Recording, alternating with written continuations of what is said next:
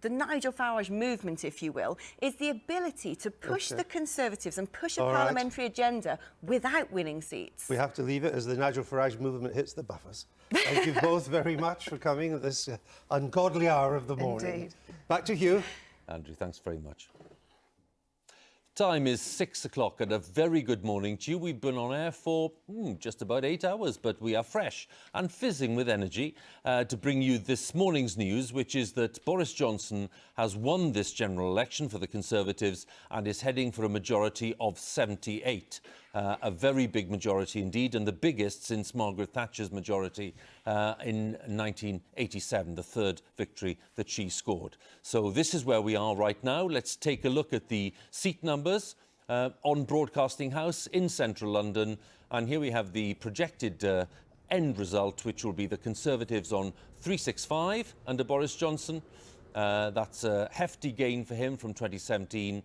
Labour on 203 with some significant losses from 2017. The SNP performing strongly in Scotland on 48. The Lib Dems on 11, a relatively poor performance by them and losing their leader, Joe Swinson. Plaid Cymru projected to end the night on 4. And there we have the pattern of scores for you on Broadcasting House. So a very good morning to you, and you are watching Election 2019. And here at New Broadcasting House in central London, we're going to have this morning's headlines, and we'll say a very good morning to Louise Minchin. Thank you very much, Hugh. Very good morning to you. The Conservatives have won the general election with their biggest majority since 1987. Labour, meanwhile, has had its worst performance in 3 decades. Labour leader Jeremy Corbyn said he was disappointed and wouldn't lead his party into any future general election. It was a poor night, too, for the Liberal Democrats, whose leader, Jo Swinson, lost her seat. Jessica Parker's report contains flash photography. He knows it. The Conservatives have won a working majority in an election Boris Johnson described as historic. That gives us now, in this new government, the chance to respect the democratic will of the British people, to change this country for the better, and to unleash the potential of the entire people of this country. They're delighted, the Tories making those inroads into Labour heartlands that voted leave. I would like to thank Boris, because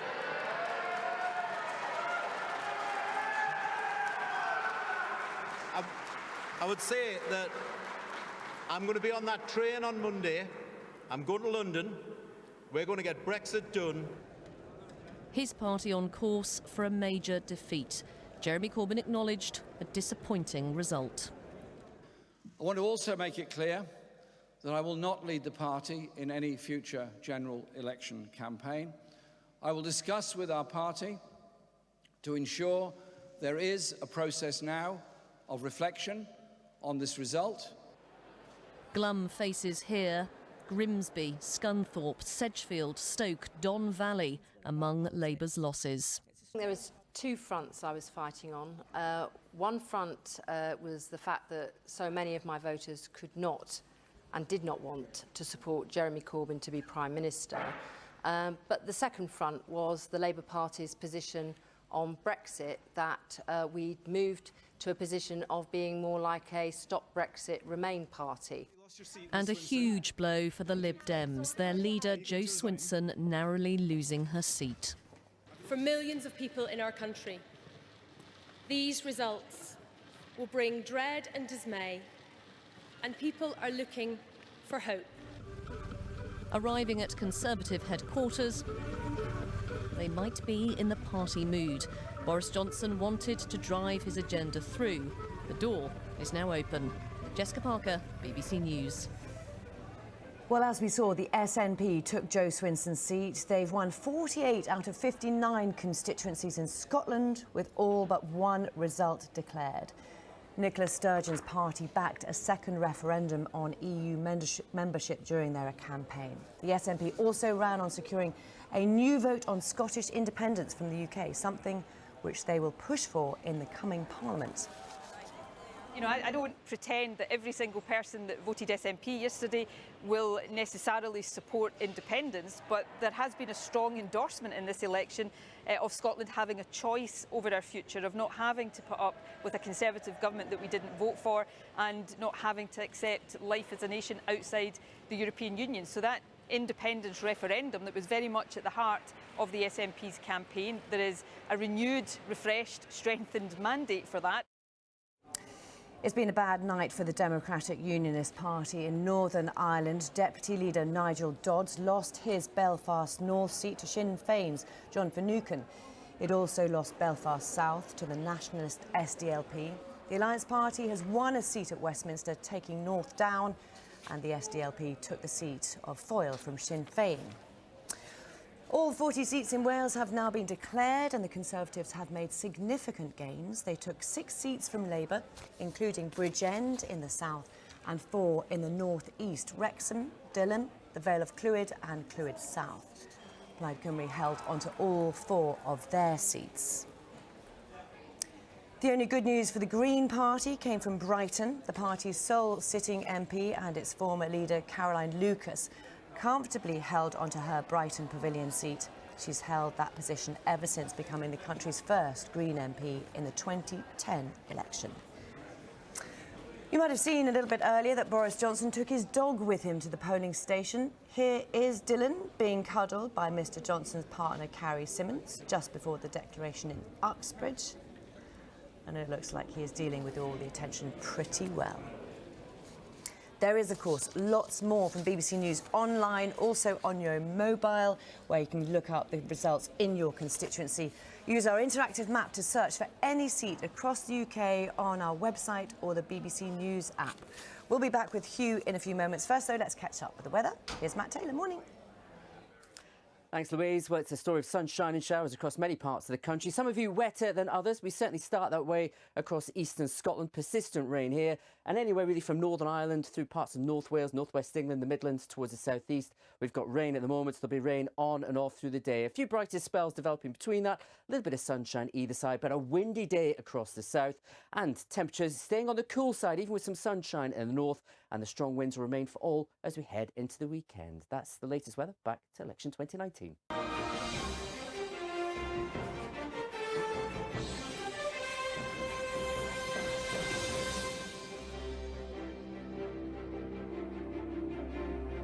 morning. It's 7 minutes past 6, and we are in a position to tell you that the Conservatives have won this general election and won it handsomely for them, with a majority probably in the region of 78 or 80 seats. It's a remarkable victory for Boris Johnson and the Conservatives.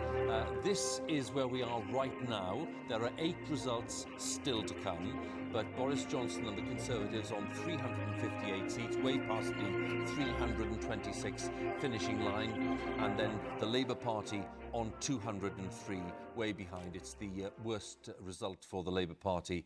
It goes way back beyond even Michael Foot's poor result back in 1983. So a dreadful result for them by their own admission. So with me in the studio, I've been joined by Andrew Marr and by Vicky Young, our chief political correspondent, and we'll take stock on where we are right now. And Andrew, you were in Uxbridge earlier. You saw the Prime Minister there. Your sense of where we are, just broadly now today. Politics has changed. Everyone is saying that. Why don't you underline for us to what extent it's changed? Well, this is a really big turning point for the country last night, I think. We have a period again of a single dominant leader in Westminster. We haven't had that for a very, very long time, going back to the coalition before that. And we have, quite significantly, a very dominant leader in Scotland as well. Trouble ahead there. But Boris Johnson can now get us out of the EU on his deadline of the end of January, on his terms. He has a very, very difficult year and possibly more of negotiation for all the terms of trade. But nonetheless, we are leaving the EU. That's a big moment. And the Labour agenda of a return to tax and spend, more nationalisation and a kind of more generous, radical social programme, all of that is now for a parallel universe. It may never happen. Lots of talk about what kind of Prime Minister Boris Johnson will now become. Do you expect this to change? Do you expect him to be distancing himself from some elements of the party that he was having to be nice to before? Well, it's really interesting, this. I know lots of Conservative MPs and ministers who've been looking at him for a long time, trying to work out who is the real Boris Johnson. And there's a group of people who think that the real Boris Johnson is going to tack now to the centre, because he's got the majority he's always wanted, and his instincts will be, as in London, for healing and bringing people together. And you don't do that by privatising the NHS. You do that by more public spending, and perhaps even by doing a slightly softer Brexit than many of his hardline ERG Brexiteers would hope for. Against that, there are those who say, no, no, he's become a tougher person. This is not a man who forgives easily, if I can put it that way. And there are the two Boris Johnsons jostling in number 10. It's going to become fairly clear quite soon, I think, as Laura was saying earlier, which one is going to emerge. But I thought even his short speech at the Declaration in Uxbridge, where he, in a sense, rebranded the Conservative Party, just as Tony Blair turned Labour into New Labour, he now talks not of the Conservative Party, but of the One Nation Conservative Party and this new government. And I think that's a very interesting indication of where he's going. Well, these were the images earlier, Andrew, and you were there. This is when he arrived at the count in Uxbridge, knowing already that he was going to be returned to power, but this time with a proper majority and something he can do something with. And I'll bring Vicky Young in as well at this point, before we join Reeta for some of the big results of the night. We'll bring you up to date with all the big results of the night. But welcome, Vicky. It's good to have you with us. And I'm just wondering, from your point of view, we've discussed some of the Conservative issues there with Andrew and what kind of Prime Minister Boris Johnson becomes. What about Labour? And what about their search for a new leader? Jeremy Corbyn suggesting that he'd like to hang around for a bit to oversee this process of reflection and mapping a future for the party. Is that credible? Well, there's lots in the party who will not want him to do that. I mean, when you look at some of these results, I think the one in Bassett Law is the one that stood out for lots of people. This is not just the Conservatives taking those seats, it's winning them by a mile. And that is the difference. And the question now is, does the Conservative Party change? It's now going to be representing areas of the country. In some cases, it's never represented. But also, what does that do to Labour? How do they reconnect? And what is to blame? We've heard all throughout the evening people in the Labour shadow cabinet saying it was all about Brexit. Of course, a lot of this was about Brexit. Places I went to in South Yorkshire, for example, they were voting for Boris, and they did say for Boris, not for the Conservatives, because they wanted Brexit done. Will they stick with the Conservatives or not? Who knows whether they will. But, you know, Labour has now going to have a fight over the soul of that party. Was it Mr Corbyn? So many candidates who said to me on the doorstep, it was coming up completely unprompted about Jeremy Corbyn and how people felt they just couldn't vote for him, people who'd voted Labour all their lives. So it was a mixture of those two. I think it allowed some Labour people to say, I'm going to vote for the Conservatives, I want to get Brexit done. There's no doubt that the agenda, though, wasn't chiming. Agree with every word of that. If I could just say, I had a word with John McDonnell earlier on, whose count was also in Uxbridge, and I got the strong impression from him that later on today there will be a joint announcement by John McDonnell and Jeremy Corbyn. I think that they were both going to go, not necessarily immediately. They don't want a sense of panic and the party falling apart in the wake of this defeat, but I think they're going to go, and go quite quickly, and go together. Interesting. Let's pause for a second, because if you're just joining us here at the BBC Election Centre, it is 6:13 in the morning. The Conservatives have won the general election with a hefty majority of 80 seats. That is our current calculation. Just 8 results to come in. And if you've not been watching overnight and you've had a nice kip, well, let me tell you, you've missed quite a few dramatic and earth-shattering results, really, if it comes to Labour territory, former traditional, rich, strong Labour territory switching into Conservative hands. That's been the story of the night. And Reeta is with us to take us through some of those Conservative gains and to let us know, really, where some of the most spectacular changes happened. Reeta? Spectacular is the word, Hugh. And at this stage in the morning, actually, there are too many names to fit onto the touchscreen, but we've selected some of the most startling for you. Names like Sedgefield, Tony Blair's old seat, which he once held with a majority of 25,000. That is now Conservative. Great Grimsby, which has been Labour since the war. That is now Conservative.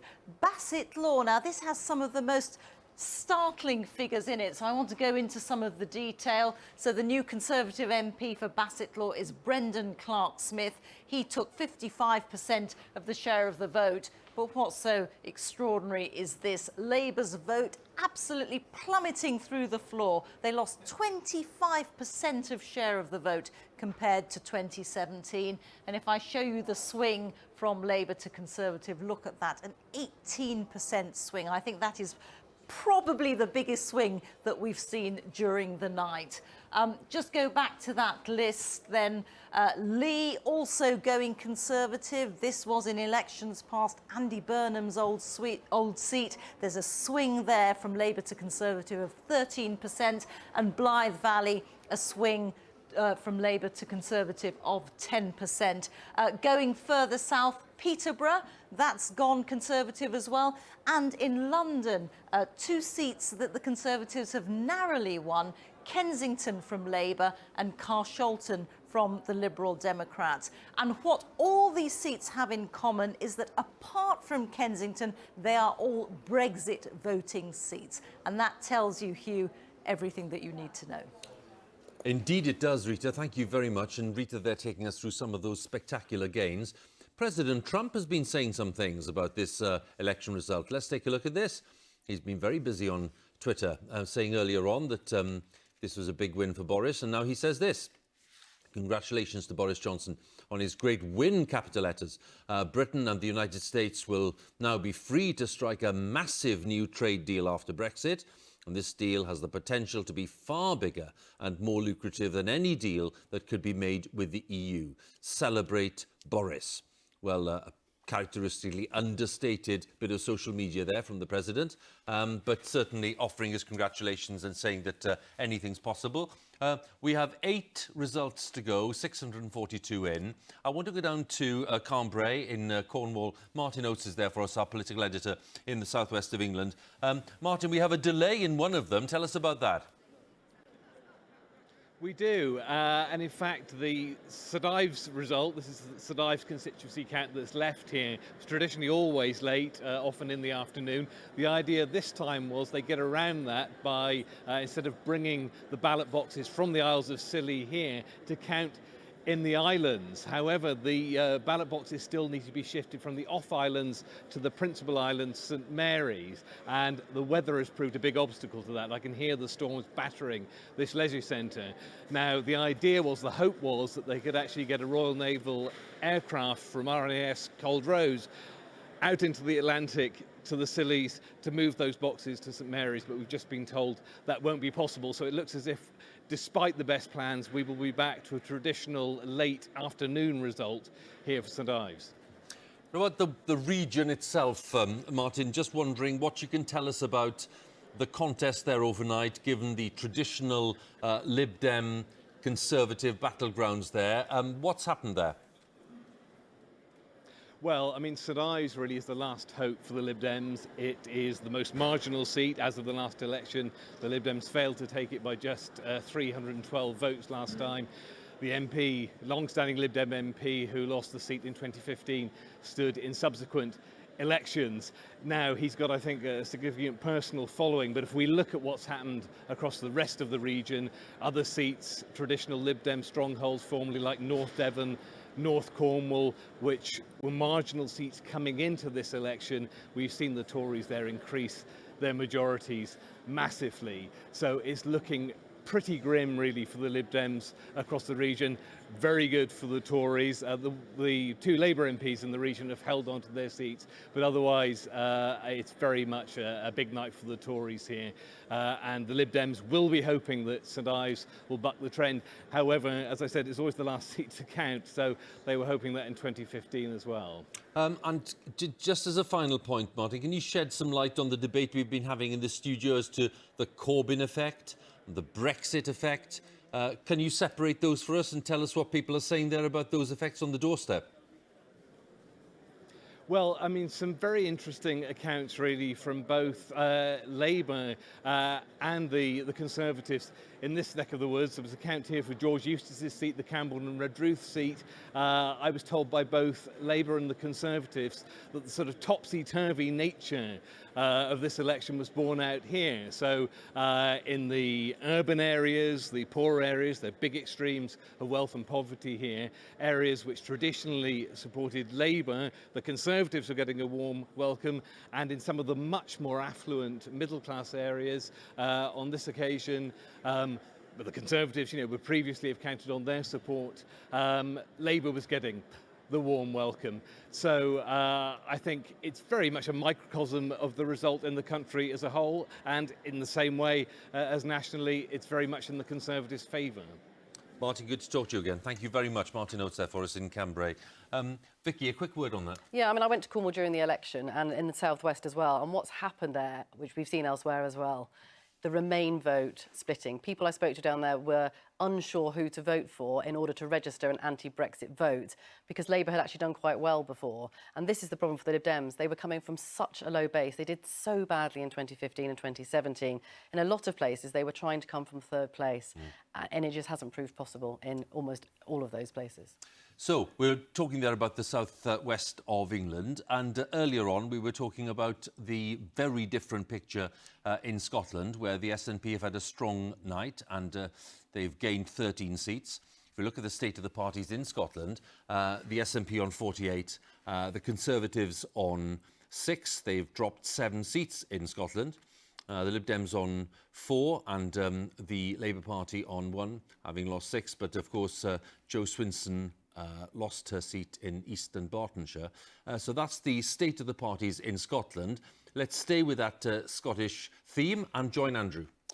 Thanks, Hugh. Let's go straight to Glasgow. Former leader of the Scottish Labour Party, Kezia Dugdale, is joining us. It's sort of back to the future for you, isn't it? You had 1 MP in 2015 and you're back to 1 MP tonight. It almost seems like there is no future for Scottish Labour. Well, it certainly doesn't look very bright this morning. In 2017, we had 27% share of the vote in 7 seats. We added 6 onto that very dismal result from 2015. All of that progress has now gone backwards. It looks like we're on about 19% of the vote on just 1 MP. That 1 MP being Ian Murray, who stands out as being very pro-UK and very pro-EU, which is something that Labour wasn't able to offer most of the electorate in Scotland. Where does it leave the Union tonight when we've had Scotland and England vote in such different ways? A party in Scotland sweeping the board that wants a second independence referendum, and a government now in London with a large majority that has said, you're not going to get it. Look, there's no doubting the fact that the SNP have had a sensational night tonight, far better than I think they expected. They were hoping for the low 40s and they're touching at nearly 50 seats tonight.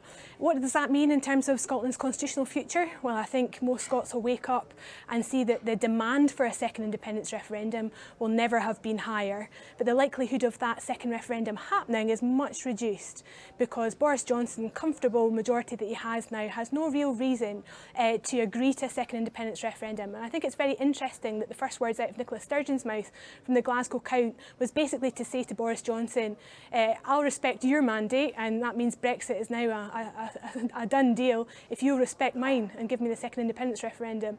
Boris Johnson's going to need to have a very quick answer to that. Is it dangerous for the Union now to be in this position to, if the London, we know power resides with London when it comes to a referendum, that's the Westminster Parliament. But is it dangerous, given the SNP is so rampant, to deny them that second referendum? I mean, it could be that the arguments for independence now are actually tougher than they were in 2014. I think that's probably right if you accept that the last independence referendum was lost on fundamental questions about the economy and the currency in particular. They still remain unresolved. And, you know, when people are living off of caffeine just now and are sleep deprived, and it can feel quite threatening. Stop speaking about me. in the cold light of day, I think the dominance of constitutional politics really suits both the SNP and the Conservatives.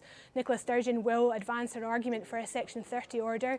Boris Johnson will say no to it, and each will be serving their own core vote, their own base, and on it goes. OK. Kezia Duckdale, thank you for that. I know it's been a long night.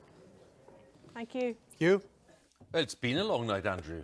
Certainly been a long night, but you're still looking pretty fresh on it, to be fair. It's the drugs, they've clicked in. Given all the elections that you've covered in various capacities over the years, let's have your readout of where we are at the end of this night.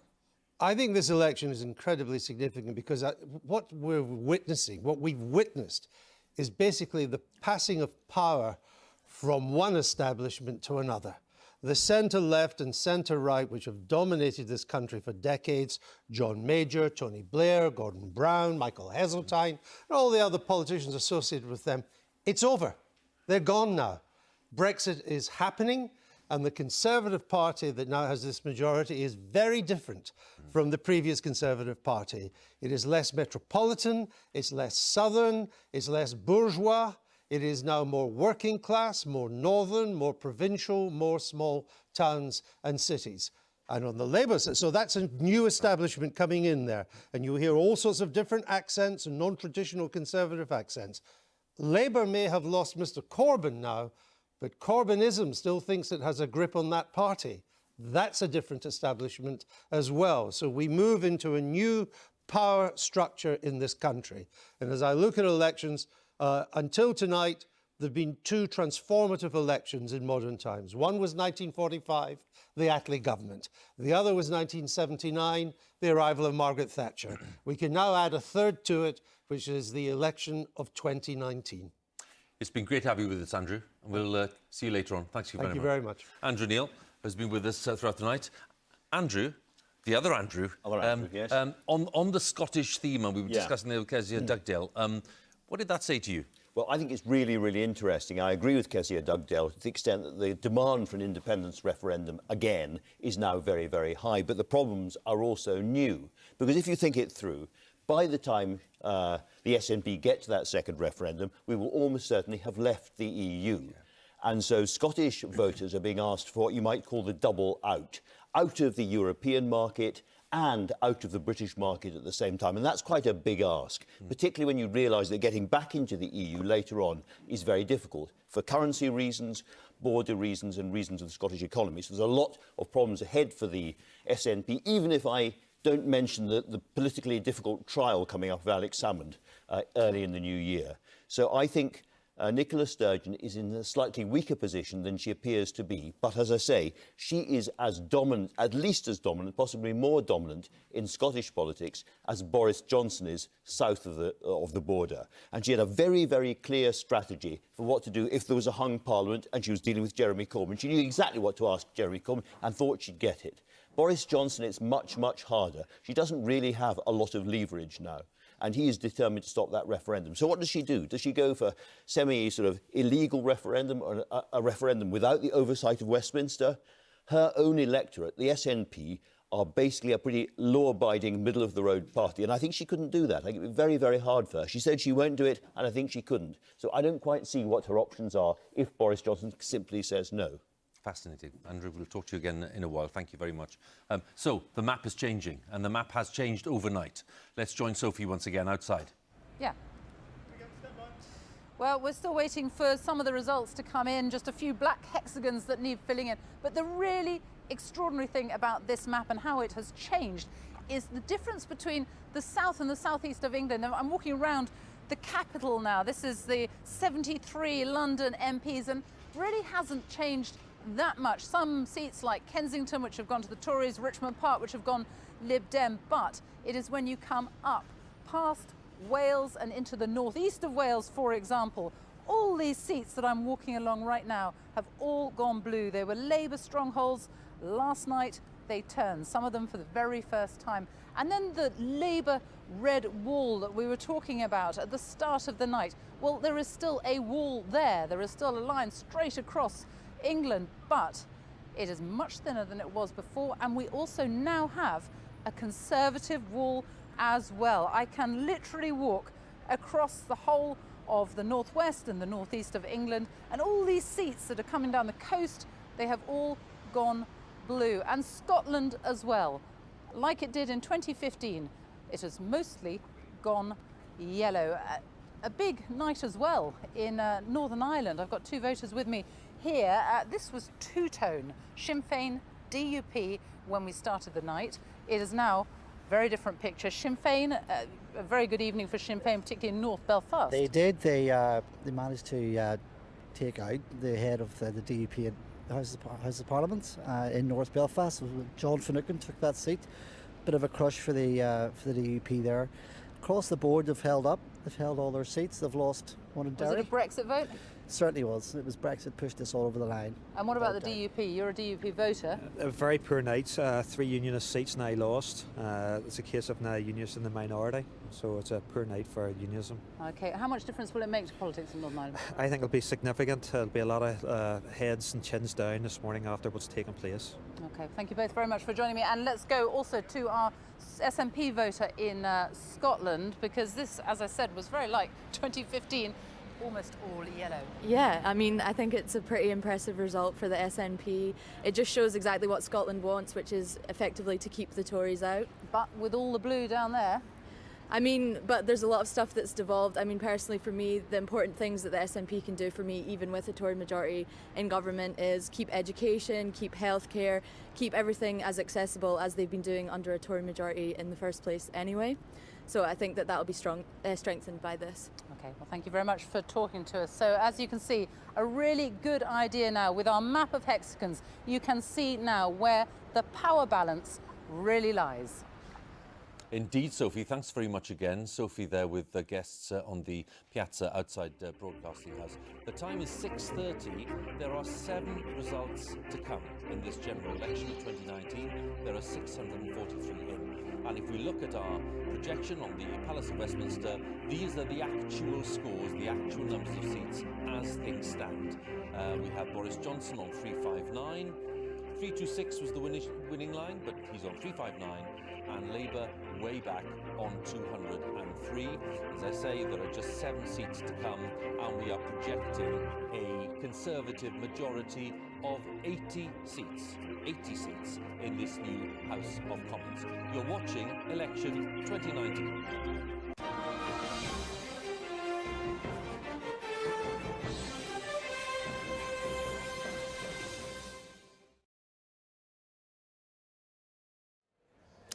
Hello, this is BBC News. The Conservatives have won the general election with their biggest majority since 1987.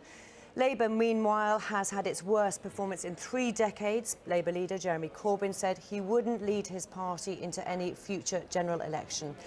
It was a poor night too for the Liberal Democrats, whose leader Jo Swinson lost her seat. Jessica Parker's report contains flash photography. He knows it. The Conservatives have won a majority in an election Boris Johnson described as historic. That gives us now, in this new government, the chance to respect the democratic will of the British people, to change this country for the better, and to unleash the potential of the entire people of this country. They're delighted, the Tories making those inroads into Labour heartlands that voted leave. I would like to thank Boris, because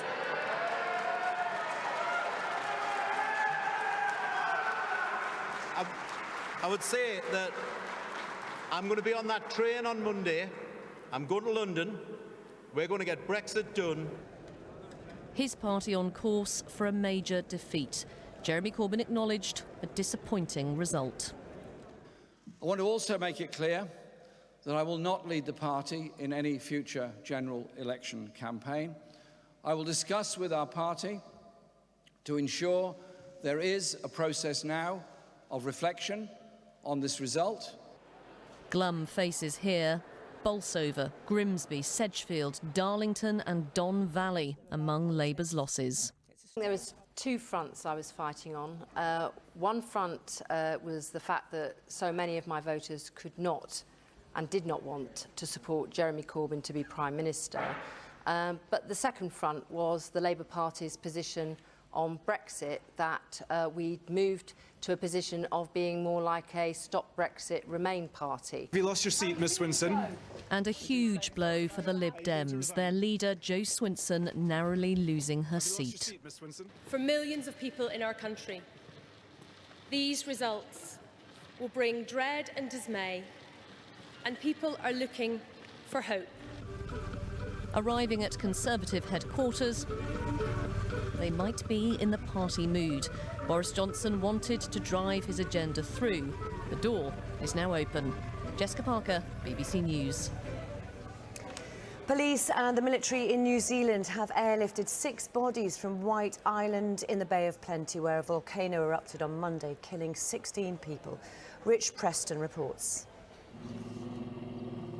Recovery teams set off from nearby Whakatane Air Base in the small hours of Friday morning to search for those still left on the island.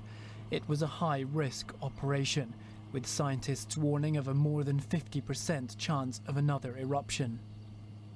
The environment that those staff encountered was unpredictable,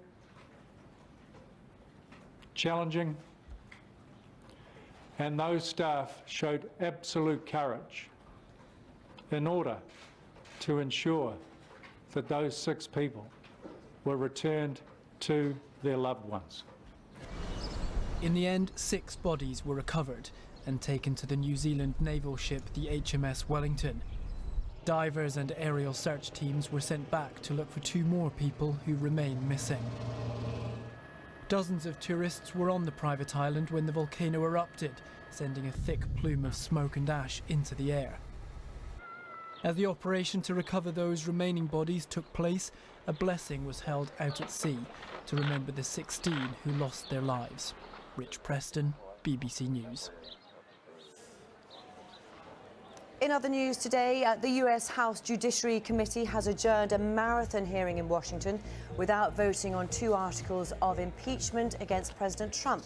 The acrimonious meeting of the committee ran late into the night. Chairman Jerry Nadler said that members should search their consciences before the committee meets again on Friday. President Trump has reportedly approved a trade deal in principle with China. Under the agreement, the US would suspend tariffs on $160 billion of Chinese goods. In return, China promises to buy more agricultural products from the US. Lots more, of course, on the election on the BBC News Online, on your mobile as where you can look up the results in your constituency. Back now to election 2019.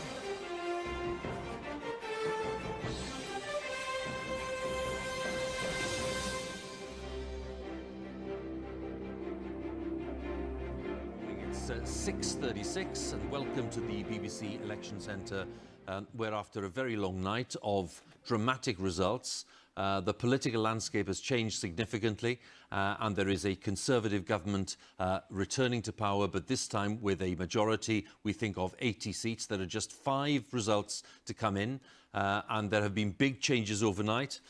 Big performance by the SNP in Scotland, where they've made some significant gains, but the biggest gains of all, of course, by the Conservatives, notably in lots of those areas held by Labour for so many years. Quite a few of them in Wales, certainly in North East Wales.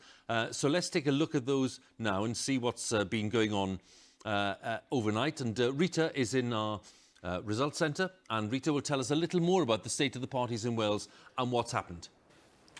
All the results are now in from Wales, all 40 of the seats declared, and Labour has come top of the table, as it's done in the past 26 elections. Since the First World War, Labour has always got the highest number of seats and the highest vote share, and you'll see from this table that exactly the same thing has happened tonight. But within that big framework, there's been a lot of change, and let me show you some of those seats that have in fact changed hands.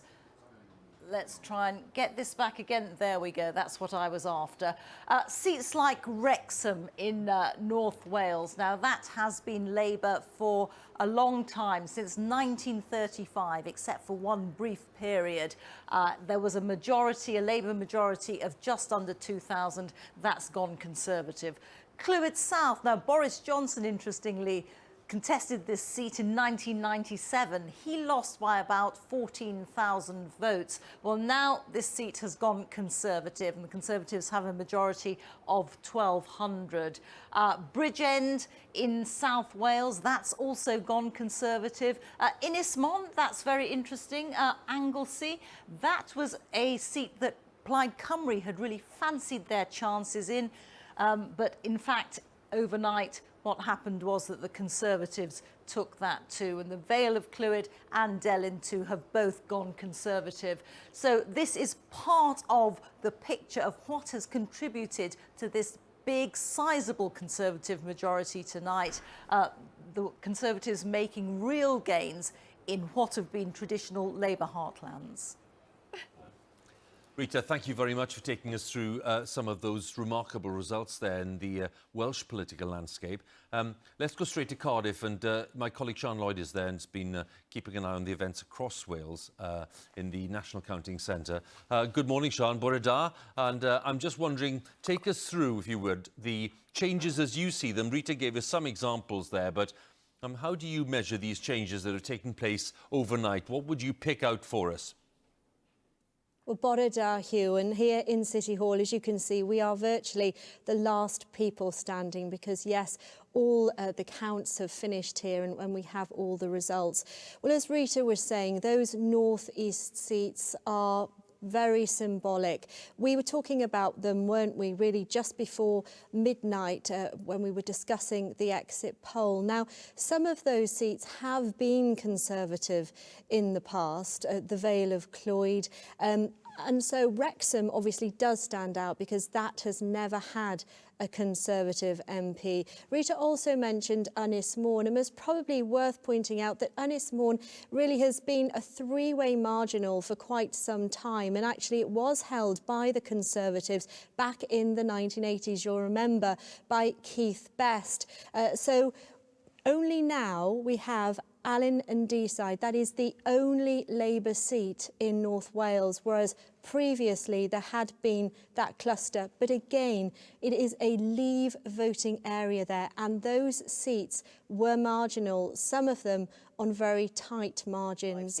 We spoke about Gower earlier as well, and Labour did manage to hold on to Gower, and they're absolutely delighted about that. Great disappointment here from Welsh Labour, and questions are being asked. Did they make their campaign distinctive enough from the UK campaign? Jeremy Corbyn was campaigning here, but the First Minister, Mark Drakeford, said that he also bore some of the responsibility. I spoke to Paul Davis, who's the leader of the Welsh Conservatives. They are absolutely delighted this evening. They put some of their success down to the Boris effect, they said, but also they were being told on the doorstep that people didn't really understand what Labour was saying about Brexit, that their message simply wasn't clear enough. They say their challenge now for the Conservatives is to hold on to those voters in future elections. And of course, the next election that we have here in Wales is in 2021, which is the Welsh Assembly elections.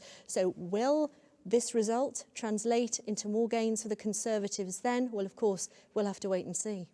Indeed, Sian. Thanks very much, and good to talk to you. Sian Lloyd there for us in Cardiff with some thoughts on the changing picture in Wales overnight. It's just gone 20 to 7 in the morning. Why don't I have a quick word with Ben Wright, my colleague there, who's outside Conservative Party headquarters in London. And Ben, are we expecting some appearance by the Prime Minister or something happening shortly? We are, Hugh. He's currently in there, which is the Tory Party HQ. He's been in there for about an hour or so. And he arrived here to cheers, of course, from Tory Party staffers. He addressed them in the room just over there to my left and told them that there had been a political earthquake, that the party had won a stonking majority. They chanted his name. He said that he would be governing as a one-nation Tory Prime Minister and stressed that while, of course, the priority was to get Brexit done, that they would now be addressing all the other issues that the people, new voters who've never voted Tory before, have demanded during the course of this election. He's still in there. He's watching the results come in, I'm being told, and he'll probably leave here in the next 20 minutes, half an hour or so, and go somewhere else. OK, Ben, thanks very much. We'll catch up in a while. Ben right there for us at Conservative HQ. It's 6:43. If you're just joining us, there are just a few results to go, 5 results to go in this election, and we've got 645 in, so we're almost done in terms of results, and we are looking at a Conservative majority of 80. The Lib Dem leader, Jo Swinson, who lost a seat in Eastern Bartonshire, as I understand it, Vicky, is no longer leader of the party either. Yeah, that's right. She has resigned. It was inevitable. If you're not in the House of Commons, you can't be leader of the Liberal Democrats. Ed Davey, who she beat for the leadership contest, he and Sal Brinton, the president of the party, will be joint leaders while they have a leadership election.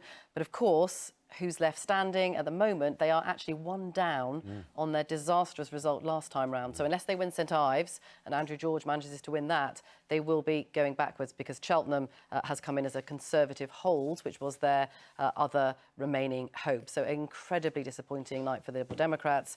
You know, at the beginning of this, of course, they thought this was a one-off chance for them to break through because of Brexit, and it just hasn't happened for them. Ironically, I think if we look at the percentage share of the vote, Vicky, their vote is actually going up 4%. But it's the way the system works, isn't it? Yeah, they've done. They have moved into second place. I mean, if there's any, I mean, when I say silver lining here, we're talking quite a small one here. Yes, but you know, they lost their deposits all over the country last time round. They had gone to third place in lots of places where they should have been challenging. That made it incredibly difficult for them. So they have moved into second place in lots of places. If you're looking into the long term. But, you know, who's going to lead them? There's, you know, it's a very small field. I'd say 2 things to what Vicky's saying. First of all, I think we should acknowledge that Jo Swinson made a very, very graceful and rather brave resignation speech when she... It must have been an awful moment for her, but she was sort of sisterly and generous, and we should acknowledge that. But the second thing is it's not just the Lib Dems. That whole sort of centrist melt bit of politics has lost almost every plausible leader. You know, all the Labour centrist leaders have one way or another left... You know, Alan Johnson was on the telly earlier on being very strident, but he's left politics to write books. David Miliband's gone off to run a charity in New York. All those people who left the Labour Party to join small new parties have vanished. Where's Luciana Berger this morning? She failed there. Where's Chuka Amuna? All those people who were meant to be the centre of this great new rassemblement of sort of centrist, sensible, centre-left forces in British politics, they've all vanished. And I think that means there's going to be a really big reshaping, not just in the Labour Party, but to the centre and left of the Labour Party as well. I've no idea what's going to happen, but it's going to be fascinating. It is going to be fascinating. The reshaping is something that Jeremy can talk to us about as well. Jeremy? Yes, well, of course, it starts in the Commons, doesn't it? That's what this is all about, this reshaping. And it starts on the government benches here with what is still technically a projection, but we're pretty sure this is how it's going to end up. The Conservatives on 364 seats with just 5 more to declare. And of course, they had to get across the winning line, 326, and they've done that and some. And if you look back at the last election, 2017, and at 2010, and even 2015, which was a majority, but only a small one of a dozen seats, we haven't seen a clear result like this since back to the early or mid-noughties. So this is a real difference from what we're used to in general elections in the UK, where we've had these indeterminate results for so long. For Labour, it's a terrible story. Let's just have a look at where we think they're going to end up. We do think that they will be above 200. So we think 203, still below the 209 that Michael Foot got in the disastrous 83 election. For the SNP, a fantastic night. Look at this, bouncing back in Scotland with 48. And then the Liberal Democrats actually in reverse. Plaid Cymru with 4 still, and the Greens, Caroline Lucas, with 1, and the others, mainly Northern Ireland, 18. So, extraordinary. And it leaves us, we think, with a 78-seat majority for the Conservatives, with all but the last few to still be counted. So, a very clear result and a brilliant, brilliant night for Boris Johnson. Jeremy, thanks very much. Jeremy there with the latest picture in the House of Commons, because we're almost at the end of this run of results, and this democratic process is almost complete for this general election of 2019, just a few results to go. What's the result then in terms of the financial markets? We were talking about the level of the pound sterling much earlier on with Faisal Islam at that point, but my colleague Simon Jack, our business editor, is in the City of London. And Simon, tell us what's going on there. Thank you, Hugh. Yes, I'm here at the Barclays trading floor, where a few hardy souls have been here all night to keep their eye on political developments. Let me show you exactly what happened to the value of the pound against the dollar on the release of that exit poll. I can show you that graphic now, and you can see there is a very sharp jump indeed from $1.32 to $1.35. That might not sound much, but in financial exchange terms, foreign exchange terms, that is a very big move indeed. The financial bookies had already installed Boris as the favourite, but did not perhaps expect him to romp home in the style that he did. Ian Chew is a currency trader here, specialising in sterling, and has been here all night. Looking at that chart, a very significant move in the value of the pound. What is that telling us? Yeah, good morning. It's telling us that the market has interpreted this as clarity, you know, for the political backdrop. Over the last few years, we've had a lot of uncertainty, and this actually takes some of that uncertainty away. You know, we've had a circa sort of 2.5% move on a trade-weighted basis, and making new highs from over the last sort of 3 years as sterling sort of breaks higher, and the market and the client investor base, you know, is more comfortable with the potential backdrop. Okay, so it strips out a level of uncertainty. You've got a functioning government with a functioning majority, but you've then also got a government which is intent on delivering Brexit by the end of next year. Some people think that is difficult. Is this it for the move in the pound? Are they going to start focusing on that now? Yeah, I don't think that this is it just yet. I think that is definitely where the focus is going to be, and the talk's going to be a lot about Brexit now, obviously, and the potential of the transition, as well as, you know, potential of a Scottish referendum. But I think that's a lot further down the line, sort of 2021. But yeah, there's going to be a shift in the focus to Brexit now. But I think you know, there has been large underweights in UK assets, and people have been shying away from the UK because of the political uncertainty. Exactly right. And so clarity enables the investor client base. It gives them a bit more confidence, and so I think you could see a continuation of flows into sterling. And I think actually the lack of volatility that we've seen after the move, you know, the exit poll was, you know, pretty large, and you saw that move in sterling, as you alluded to, and that you know, it's held on to those gains. It hasn't given any gains back, and so that lack of volatility that, you know, we've seen a lot of volatile moves in sterling in recent years, and actually is holding on to those gains so far. And the reason we care about the value of the pound, what does it tell us? It tells us about the level of confidence in the UK economy, how favourably international investors see the UK and their economic prospects. Yeah, I think so. Yeah, and you know, how attractive we are as an investable country. So it'll be interesting to see where other UK markets open up as well. All right, Ian, thanks very much indeed. So you saw that big move there. A surprisingly large majority. As I say, the financial bookies had already backed Boris to win, but the margin of his victory has taken some by surprise. But financial markets being there, we'll find something else to worry about, and I think the focus will now shift to what's the negotiating posture going to be? Can he get a deal done by 2020? They'll find something, you know, an entirely new thing to worry about, as financial markets always do. Simon, many thanks once again. Simon Jack there with the latest for us in the City of London. We can see the strap there on the screen talking about Northern Ireland and the SDLP gaining foil and Belfast South. So let's take a look at the picture in Northern Ireland, which has again changed quite a bit overnight. And let's join Reeta in our counting room again. And Reeta, tell us what's happening to the state of the parties in Northern Ireland. Well, this is the scoreboard as it stands. 17 of the 18 seats have been declared. And as you can see, there have been losses for the DUP and gains for the SDLP and the Alliance Party. And what this means is that it's possible by the end of this election that nationalist MPs will outnumber unionist MPs in Westminster for the first time. Let me show you some of the seats that have changed hands. So Belfast North, this is a gain for Sinn Féin. It's a seat that they'd been chasing for a long time, and they have taken this seat from Nigel Dodds. Nigel Dodds, the DUP's leader in Westminster, he's out. That's a Sinn Féin gain. North Down, now this is a surprise gain for the cross-party alliance party. They've taken this seat from what Lady Sylvia Herman was an independent MP. She was standing down, and this was a seat that had been targeted heavily by the DUP, but in fact it's the alliance party that's come through and won that. And the SDLP have taken 2 seats. They've taken Belfast South from the DUP and also Foyle from Sinn Féin. And these mean that there will now be a Remain voice from Northern Ireland in Westminster. The SDLP, a Remain supporting party, and this could mean a change in the complexion in the Commons of the sort of representation that you're getting from Northern Ireland. It'll be interesting, really, given that Boris Johnson, with his Brexit strategy and the negotiations that he's going to have to do, he's going to face a different sort of pressure within the Commons, given these 2 SDLP gains.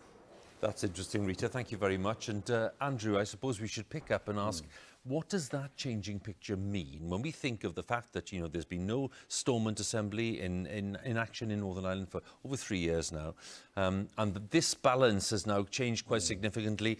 Nigel Dodds losing his seat. What is this telling us? Well, it's a moment. I don't know if you have tears to shed, but you might consider shedding them for the DUP. It's not just that they've lost 2 seats, which is not a very large number, nor even that the balance has tilted towards the nationalists in Northern Irish seats. It's, if you think about it, the DUP is now in a position where Boris Johnson's withdrawal agreement, whatever the Prime Minister says, does involve customs declarations on goods running from Northern Ireland to Great Britain and probably vice versa.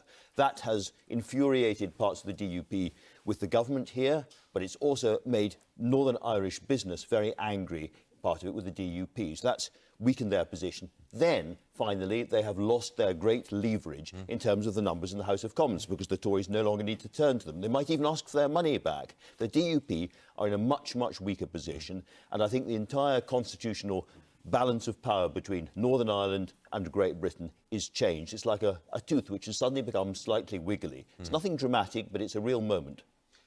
Really, what could the DUP do, if anything, if they want to really try to get some changes to that withdrawal agreement? Sammy Wilson earlier was telling us, so, you know, there's room to negotiate, there's room to put pressure on, and ultimately it is the Conservative and Unionist Party, as they were saying earlier. But are you saying that their leverage has gone totally? Not totally, but it's much, much less than it was. They now depend upon the Conservatives, remembering that they are the Conservative and Unionist Party, and really wanting to hold them in. Alternatively, they could do the one thing that seems almost unthinkable. They could start to talk to Dublin about the future.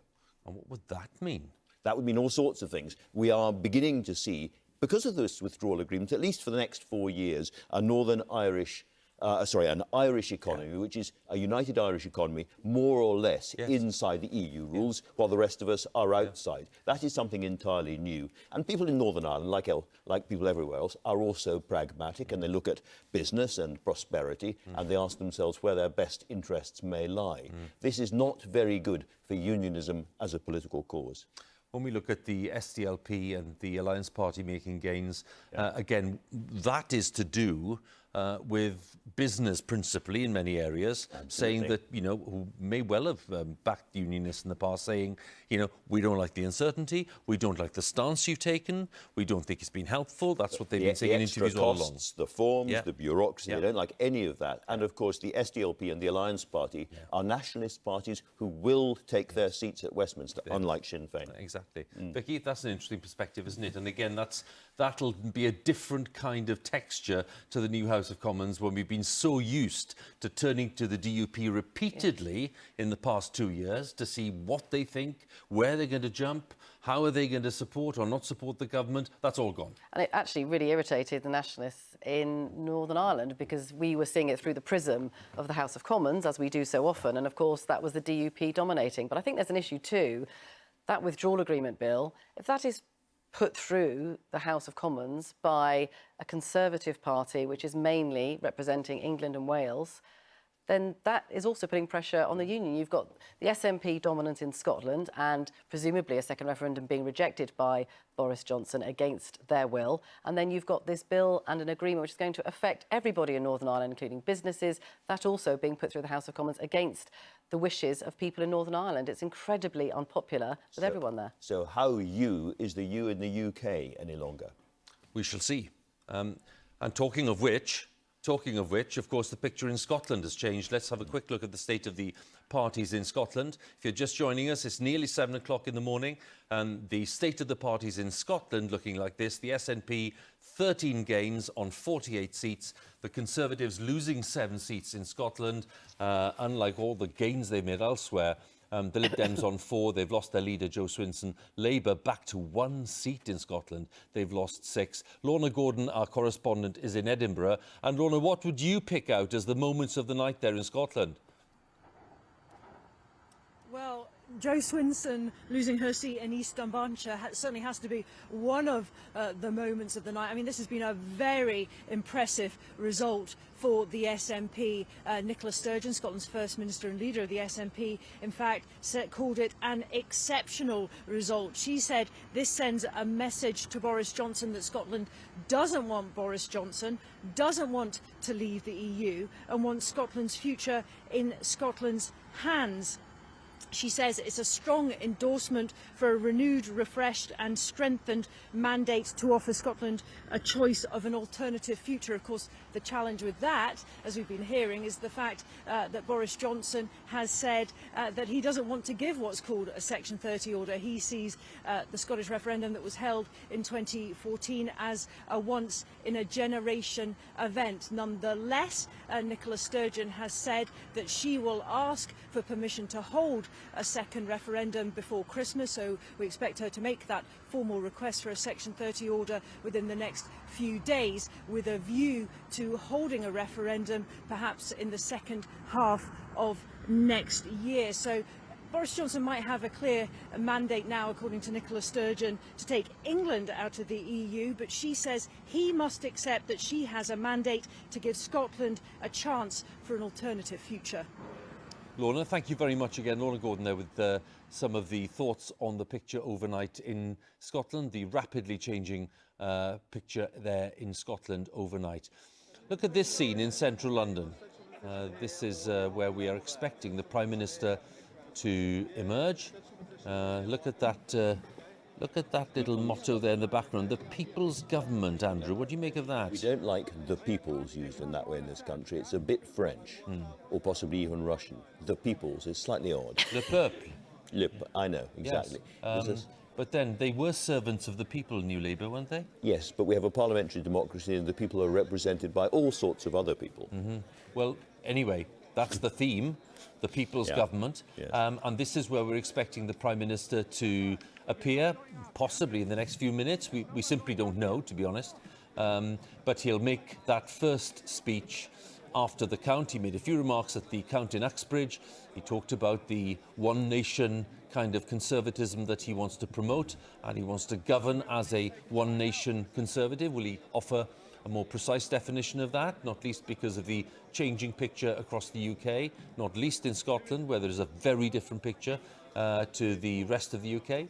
But it'll be interesting to see what the tone that he strikes, what he says about Brexit and the pace of change, and the kind of domestic priorities that he's going to chase. He did mention a few things earlier on in terms of more police officers and more hospitals, more GPs and nurses and all the rest of it. He'll probably underline those again. But this, Andrew, really is his opportunity at 7 o'clock in the morning, having just really won this very big majority in historical terms. This is his chance to strike a tone for the government that he will lead for the next few years. This is the scene just outside Downing Street, where I suspect that the cavalcade will make its way fairly shortly. There it comes. Here they come, out of Downing Street onto Whitehall and past the Cenotaph and down to the down to the Queen Elizabeth Conference Centre just opposite Westminster Abbey. So on the way, what do you expect? Well, I think the key word that you used there, Hugh, is tone. Because he has won this huge majority, comparatively speaking, from lots of areas of the country which once voted Labour. There's a lot of very hurt and disappointed people, a lot of people worried about things like child poverty and the closure of Sure Start centres and libraries and so on and so on. Is he going to reach out and address those people as well as those who voted for him? Is he going to talk about more than that singular Brexit promise? Is he going to start to flesh out what being a one-nation Conservative means? Because it's a very kind of warm and cuddly phrase. Very often it doesn't mean very much. So we want to hear some detail for him. But the fact we don't know, because the manifesto was so thin, it was all about Brexit, pretty much, wasn't it? And if you look at the manifesto, there was no detail in there. He had promised changes to social care, for example, that issue which has just been left unresolved for a number of years by all sorts of governments. Is he going to use this majority, the substantial majority, to push this kind of thing through, or not? How's he going to use the majority? What's he going to do with the power? Is he going to be open and winning and encouraging people in, or is he going to be triumphalist and breast-beating and I did it and that's that? That's going to be really interesting. We have 647 results in, and we just have 3 to go. I'm just wondering at this point, Vicky, you have some intelligence that one of those might take a while. Well, we're hearing from the people down in Cornwall. So there's a constituency of St Ives, which includes the Isles of Scilly. They've had trouble because there's been a storm and they cannot get the ballot boxes even back onto the main island, St Mary's, to get it to the mainland. And there's talk that this might be delayed not just till later today, but possibly till Monday. Monday? Which would be pretty astonishing. Well, I've got a news for you. We're not sitting here till Monday. Go on, you can do it. You can do absolutely it. not. And I remember one count back in South Wales in Carmarthen back in, I think it was October 74. No, it was February 74, when the result basically didn't come until late on Friday afternoon. We thought that was a long wait. So St Ives actually will put that into the shade, won't it, really? That was a majority of 3, by the way, which was one of those exciting counts in... Well, we haven't got to the point where it could end up being a recount. Exactly. There is no broadcaster in the country whose bladder could stand it. No, I think that's probably right, although some would give it a go, I think. Yeah, some would give it a go, yeah. So this is the image. If you're just joining us here on BBC, BBC News and on BBC One, it's 7:05 in the morning, and Boris Johnson's Conservatives have won a very decisive victory in this general election, and they're heading for a majority of 80 seats. We're just expecting another 3 results in, but so far the Conservatives have gained 47 seats in this general election. Labour have lost a whopping 59 seats. The SNP have gained 13, the Lib Dems are down 1, what is for them a very poor performance, and they've lost their leader in this election, and the Alliance Party of Northern Ireland have gained a seat, and the picture in Northern Ireland we were describing earlier. This is the scene at the Queen Elizabeth Conference Centre. We are staying with this because we're expecting the Prime Minister to appear at any moment. But at any moment could, of course, mean 2 or 3 minutes or more. But we're expecting him to appear, and that'll be the first major statement by Boris Johnson following his re-election as Prime Minister. He made a few remarks at the count, as I say earlier, in Uxbridge, but this would be the considered statement which will set the tone for his premiership from now on as a Prime Minister who has a big majority in the House of Commons and who, as Andrew Marr was telling us earlier, is now a very powerful figure. Hugh, could we just dwell a little bit more on that phrase, the people's government? Because if it means a government for all the people, then that's unexceptionable and warm and welcoming. But the problem with it is, if it's the people's government and you disagree with it about something, are you disagreeing with the people? Does that make you an enemy of the people? It's a phrase that it's loaded in different ways. Now, they haven't had very much time, I imagine, to sort this all out and get their phrase and so forth. But it rings slightly oddly in my ears. Well, it rings as well because, of course, the will of the people has been one of the big phrases of, of the Brexit. Will of the people. And if you're against the people, what does that make you? Well, enemy of the people, exactly. I suppose, isn't that right? There you go. Yes. There you go.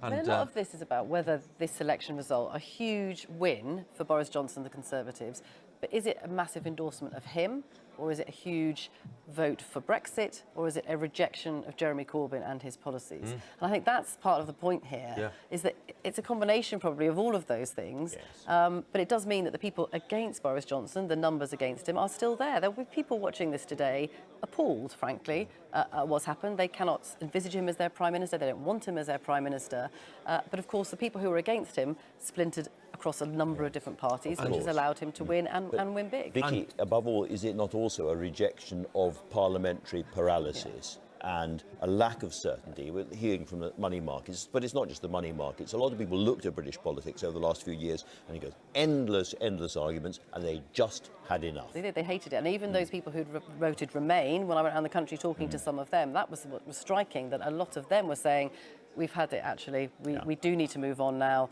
3.5 years of this, we can't carry on. People running businesses, for example, just wanted a decisive result. Absolutely. And that seems to be what's happened.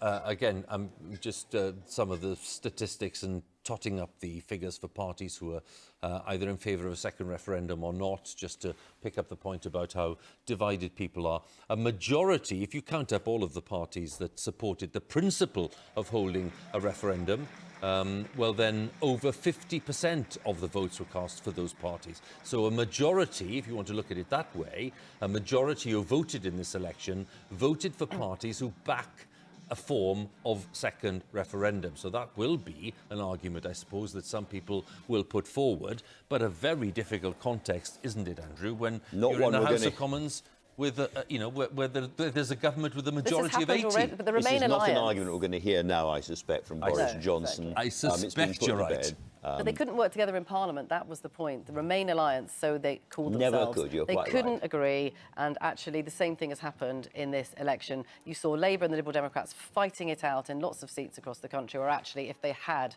some kind of alliance, they would have been able to oppose the Conservatives. Let's just pause for a second. Sorry, Vicky. Let's just pause for a second. As soon as I do this, of course, the Prime Minister will turn up and then I'll be wrong. But anyway, it's now 7:10. What I'd like to do is ask Reeta to take us through some of the seats, the big sort of named seats that have changed hands overnight, because if you're just joining us here at 7:10 in the morning, we can look at those. There's applause happening, so I'm just wondering whether he's on his way. Oh, this is Michael Gove.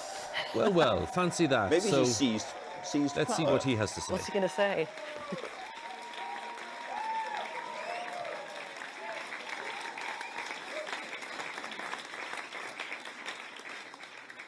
Friends, today we celebrate a victory for the British people.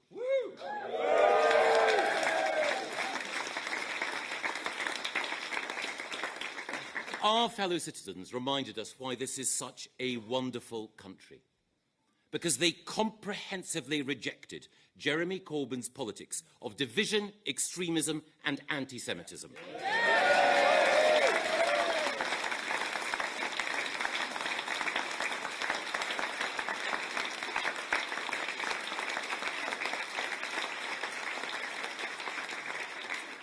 And they voted in record numbers for a Prime Minister dedicated to restoring trust in our democracy by getting Brexit done.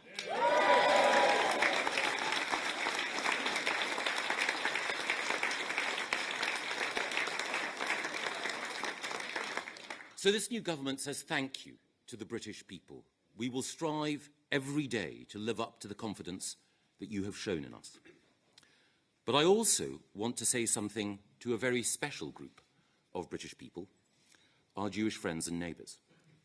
You have had to live in fear for months now, concerned that we would have a Prime Minister who trafficked in anti-Jewish rhetoric and embraced anti-Jewish terrorists. You should never have to live in fear again.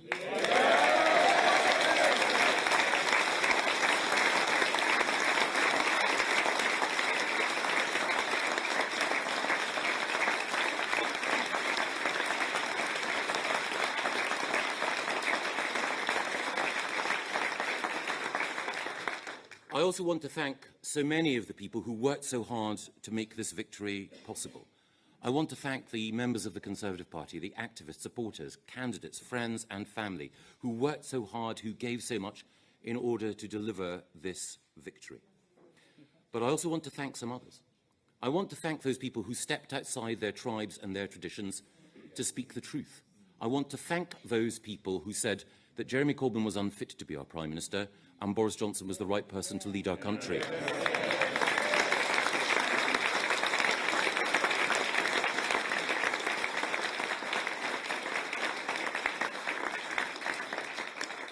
Labour politicians like Ian Austin, John Woodcock, Ivan Lewis and Gisela Stewart showed amazing courage. They were joined by so many other people who had voted Labour all their life. They are the best of us in so many ways, and I am delighted that they recognised that Boris Johnson was the right person to lead this country. Our victory is their victory.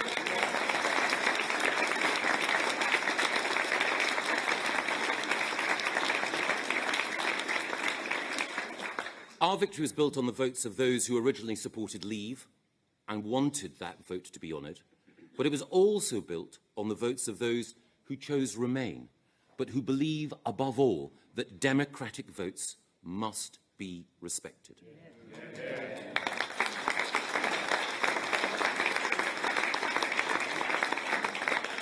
They recognise that democracy is precious, and they wanted a PM who could restore trust, and that Prime Minister is Boris Johnson.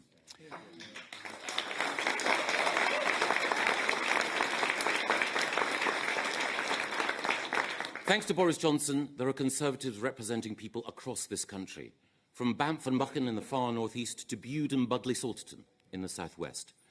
And thanks to Boris's leadership, we have Conservative MPs, talented young Conservative MPs, who've served in the NHS and in the front line of public services, who are now the new MPs in Bishop Auckland, Blythe Valley, Bolsover, Bassetlaw, Garshalton, North West Durham, Kensington.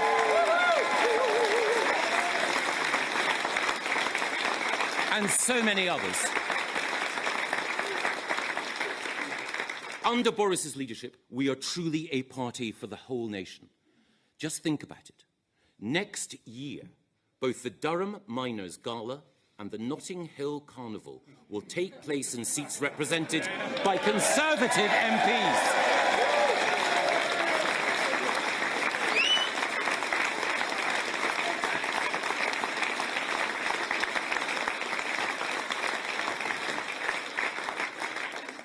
And we will, of course, govern as we campaigned, as a one-nation party, determined to bring economic and social justice to the overlooked families and the undervalued communities who need our government.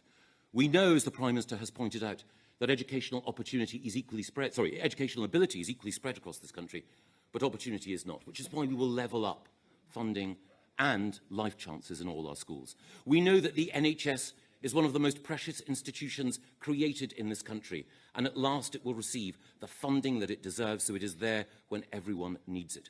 We also know that economic productivity is not equally spread across this country, and we will invest in the infrastructure, the skills and the opportunities that communities in the North and the Midlands need in order to ensure that across this country we are firing on all cylinders, truly an opportunity nation for all.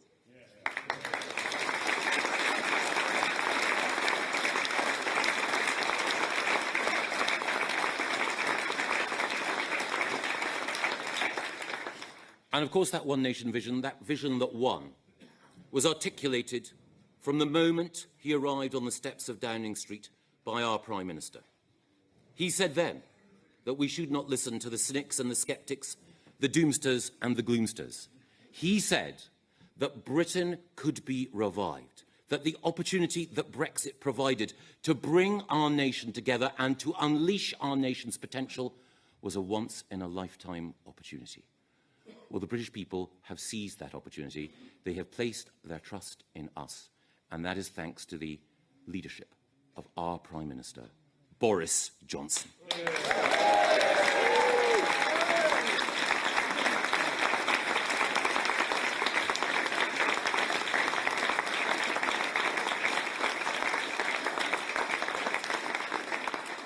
And before we welcome the Prime Minister to the stage, we have a video.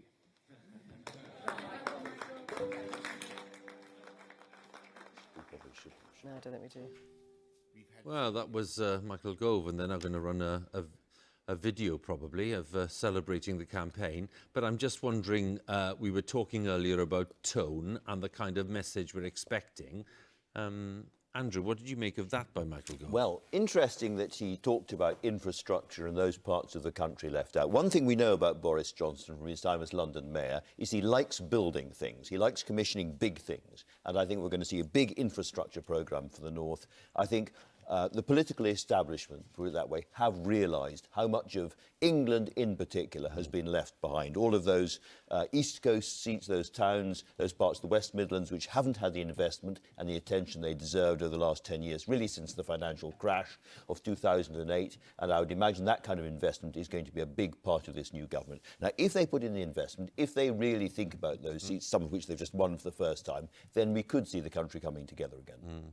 Your thoughts, Vicky? Well, just watching Michael Gove there and thinking how times change. You think back to when he pulled the rug out from underneath Boris Johnson, when he wanted to go for the leadership the first time round, saying that he didn't think he was the right person who could be the leader of the party to be Prime Minister. And it just strikes me that this is why the Conservatives are here today, because they are pretty ruthless when it comes to their leaders, either getting rid of them if they don't like them or bringing in people who they think can win for them. And I spoke to numerous Conservative MPs during the leadership race who didn't want Boris Johnson, had reservations, but actually thought, do you know, I think he can win for us, therefore I'm prepared to put my reservations to one side because he can reach parts of the country that other leaders can't, and that has proven to be true. And we should remember that for a lot of Conservatives, including very senior Conservatives, going for Boris Johnson not that long ago was a huge risk. He's taken big risks, not least in holding this election when he did, but they have taken a big risk in him, and that may be why there's a sort of element of love-in going on at the moment.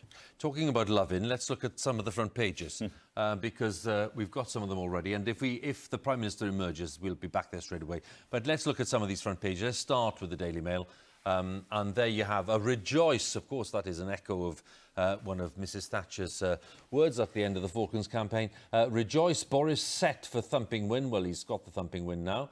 The Daily Express, yet another Boris-supporting publication. The British Lion roars for Boris and Brexit is the Express's take on that.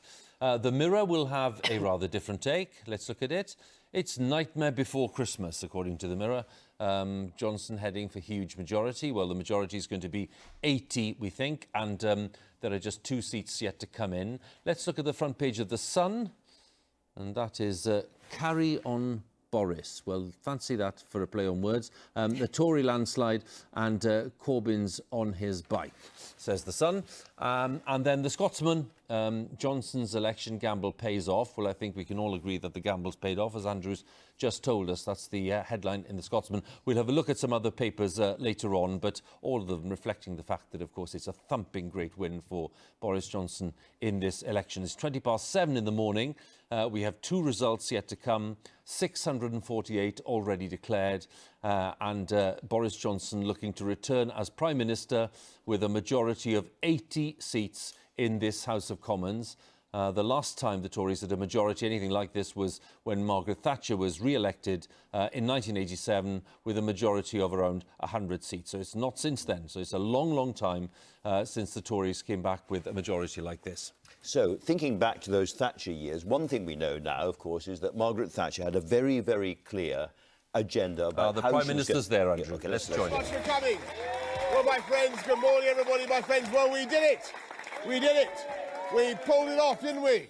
We pulled it off. We broke the deadlock. We ended the gridlock. We smashed the roadblock. And in this glorious pre-breakfast moment, before a new dawn rises on a new day and a new government, I want first of all to pay tribute to good colleagues who lost their seats through no fault of their own in the elections just gone by. And I, of course, want to congratulate absolutely everybody involved in securing the biggest Conservative majority since the 1980s,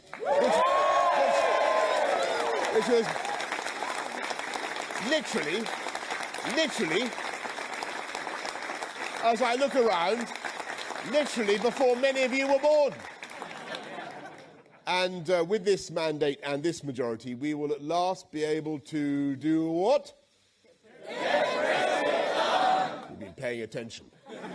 Because this election means that getting Brexit done is now the irrefutable, irresistible, unarguable decision of the British people. And with this election, I think we've put an end to all those miserable threats of a second referendum. And I say respectfully to our stentorian friend in the blue 12-star hat. That's it. Time to put a sock in the megaphone and give everybody some peace. But I have a message to all those who voted for us yesterday, especially those who voted for us Conservatives, One Nation Conservatives, for the first time. You may only have lent us your vote, and you may not think of yourself as a natural Tory. And as I think I said 11 years ago to the people of London when I was elected in what was thought of as a Labour city, your hand may have quivered over the ballot paper as before you put your cross in the Conservative box. And you may intend to return to Labour next time round. And if that is the case, I am humbled that you have put your trust in me and that you have put your trust in us. And I and we will never take your support for granted.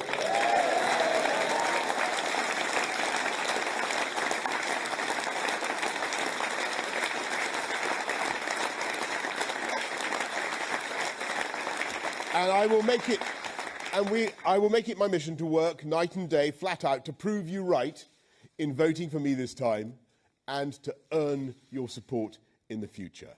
And I say to you that in this election, your voice has been heard, and about time too. Because we politicians have squandered the last 3.5 years, in squabbles about Brexit. We've even been arguing and about the tone of our arguments. I will put an end to all that nonsense, and we will get Brexit done on time by the 31st of January. No ifs, no buts, no maybes.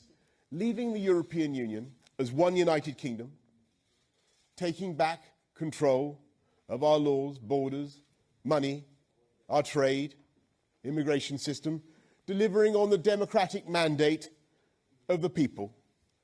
And at the same time, this One Nation Conservative government will massively increase our investment in the NHS, the health service that represents the very best of our country, with this single beautiful idea that whoever we are, rich, poor, young, old, the NHS is there for us when we are sick. And every day that service performs miracles. And that is why the NHS is this One Nation Conservative government's top priority. And so we will deliver 50,000 more nurses and 50 million more GP surgery appointments. And how many new hospitals? 40. Correct. And we will deliver long-term NHS budget enshrined in law, 650 million extra every week, Health Secretary. and all the other priorities that you, the people of this country, voted for. Record spending on schools, an Australian-style points-based immigration system, more police, how many? 20,000.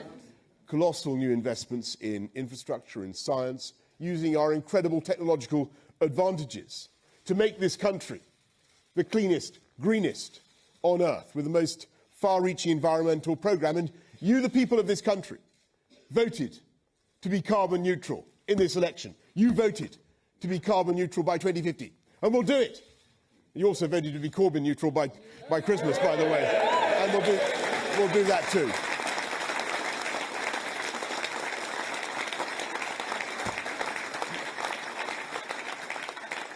You voted for all these things, and it is now this government, this people's government, it's our solemn duty to deliver on each and every one of those commitments, and it is a great and heavy responsibility, a sacred trust.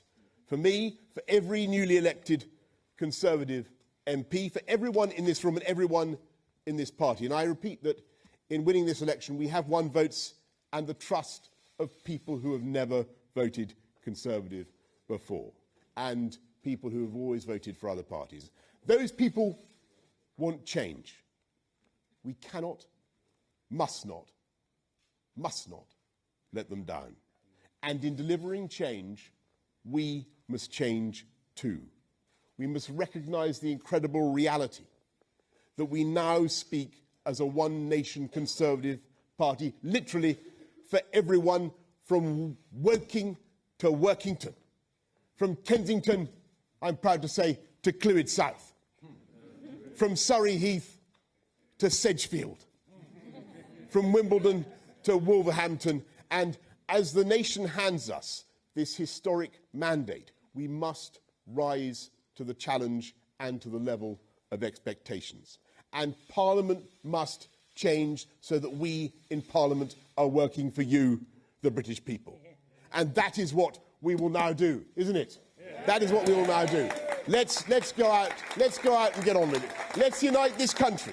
Let's spread opportunity to every corner of the UK with superb education, superb infrastructure and technology. Let's get Brexit done. But first, my friends, let's get breakfast done too. Thank you all. Thank you all very much for coming. Thank you all very much. Thank you all. Thank you. Thank you. Thank you. Classic Boris Johnson, a triumphant victory for him, and that reflected in the enthusiasm and the exuberance of the statement there of the Prime Minister, looking at a hefty majority in this new House of Commons, and then outlining for us in a great torrent of a speech there what he intends to do. So we were talking about tone earlier, we were talking about content, we were talking about intentions and political direction. Andrew, what do you make of it? Well, apart from the obvious point that we need severe curbs on alliteration from the new People's Government as soon as possible, I think a lot of, who knows, people will make their own minds up, but a lot of Boris sceptics and even Boris allergics will be looking at that and thinking, actually, I'm beginning to hear what I was hoping for. Right. I'm beginning to hear the more generous, open-sided aspect of Boris Johnson, because the biggest single question in British politics this morning is, who is Boris Johnson politically? And there's one very close friend of his, a very active Conservative who knows him well, who says, do you know, he's much more Michael Heseltine than he is Margaret Thatcher. And that sounded to me more Heseltine than Thatcher. And if that is an indication of where he's going to go, then there's a lot of the, as I say, the centre ground of politics who will be listening to him with their ears freshly cocked and a little more enthusiastically. And there'll be Conservative MPs who backed him in the last Parliament who will be thinking, hang on a second, that's not the Boris Johnson that we backed in terms of tone and all the content and the kind of big spending and all the rest of it. So it's not entirely straightforward. No, it's not. I mean, that speech is much more the speech that he would have made as London Mayor. And his point there about people's hands quivering over the ballot paper, he knows because that's what happened in London when he was London Mayor. So he is used to this situation in that sense. But yes, in terms of tensions ahead, I think it would have been worse with a smaller majority. I think the fact that the majority is so huge, of course, gives him a lot of leeway. If you think about those on the right of the party, yes, they were on the same side when it came to Brexit. Actually, you could say Boris Johnson's someone who talked about an amnesty for illegal immigrants. That would be something that actually not many people in the ERG would have said would have been a good thing to do. And of course, it's Brexit that broke everything, broke all of those old allegiances. I mean, the real Michael Heseltine would not agree with what I've just said because he so disagrees with Boris Johnson about Brexit. That's the fissure which ran straight through the Conservative family. Boris Johnson was on one side, but now I think he is visibly, audibly reaching over to the others. It is 7:31 here on BBC News, and you're watching our coverage of the general election. You're watching Election 2019.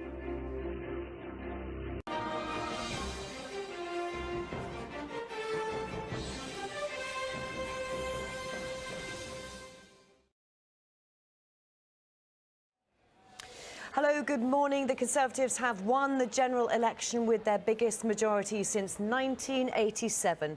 Labour, meanwhile, has had its worst performance in 3 decades. Labour leader Jeremy Corbyn said he was disappointed and wouldn't lead his party into any future general election. It was a poor night too for the Liberal Democrats, whose leader Jo Swinson lost her seat. Jessica Parker's report contains flash photography. He knows it. The Conservatives have won a majority in an election Boris Johnson described as historic. That gives us now, in this new government, the chance to respect the democratic will of the British people, to change this country for the better, and to unleash the potential of the entire people of this country. They're delighted, the Tories making those inroads into Labour heartlands that voted leave. I would like to thank Boris, because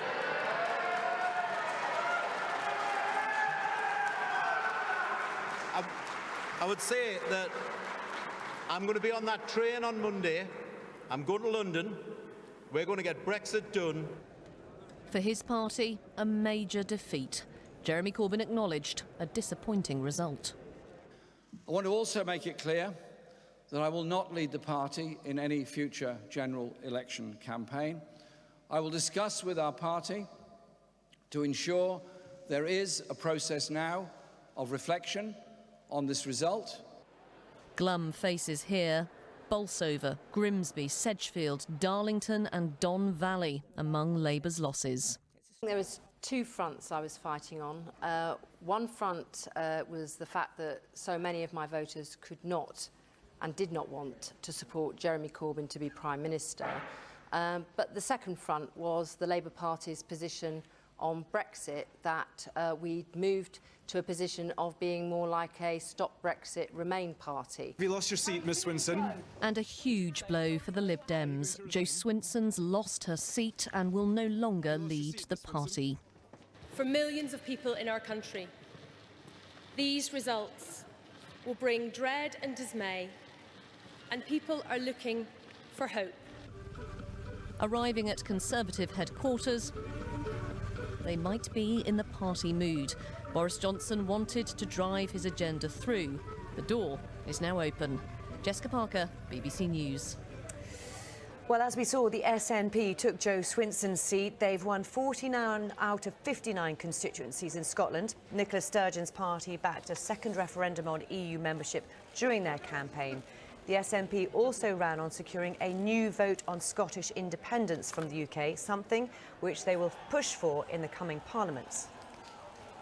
You know, I don't pretend that every single person that voted SNP yesterday will necessarily support independence, but there has been a strong endorsement in this election of Scotland having a choice over our future, of not having to put up with a Conservative government that we didn't vote for and not having to accept life as a nation outside the European Union. So that independence referendum that was very much at the heart of the SNP's campaign, there is a renewed, refreshed, strengthened mandate for that. In Northern Ireland, nationalist MPs outnumber unionists for the first time. The Democratic Unionist Party suffered significant defeats. The DUP's deputy leader, Nigel Dodds, lost his seat to the Sinn Féin candidate, John Finucane. The DUP also lost South Belfast. The nationalist SDLP won a landslide there and also in Foyle, meaning it returns to Parliament after losing all its seats last time. All 40 seats in Wales have now been declared, and the Conservatives have made significant gains. They took 6 seats from Labour, including Bridgend in the south, and 4 in the northeast: Wrexham, Dellen, the Vale of Clwyd and Clwyd South. Plaid Cymru held onto all 4 of their seats. The only good news for the Green Party came from Brighton. The party's sole sitting MP and its former leader, Caroline Lucas, comfortably held onto her Brighton Pavilion seat. She's held the position ever since becoming the country's first Green MP in the 2010 election. There is lots more from BBC News online and also on your mobile, where you can look up the results in your constituency. Use our interactive map to search for any seat across the UK on our website or the BBC News app. Back now to Hugh.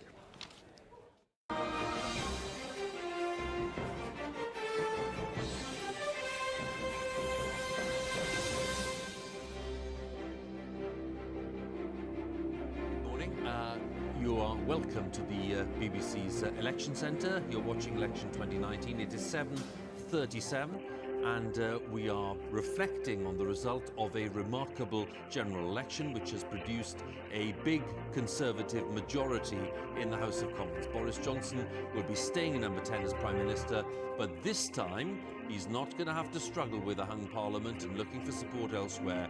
He has all the support he needs on his own benches. 363 seats so far, just 2 results to come in. 203 to Labour, a very bad night for Jeremy Corbyn's Labour Party, and he's already said he won't be leading the party into any other elections. And that's where we stand. We've had some remarkable results overnight, but principally we've been looking at lots of Conservative gains in seats which were traditionally Labour.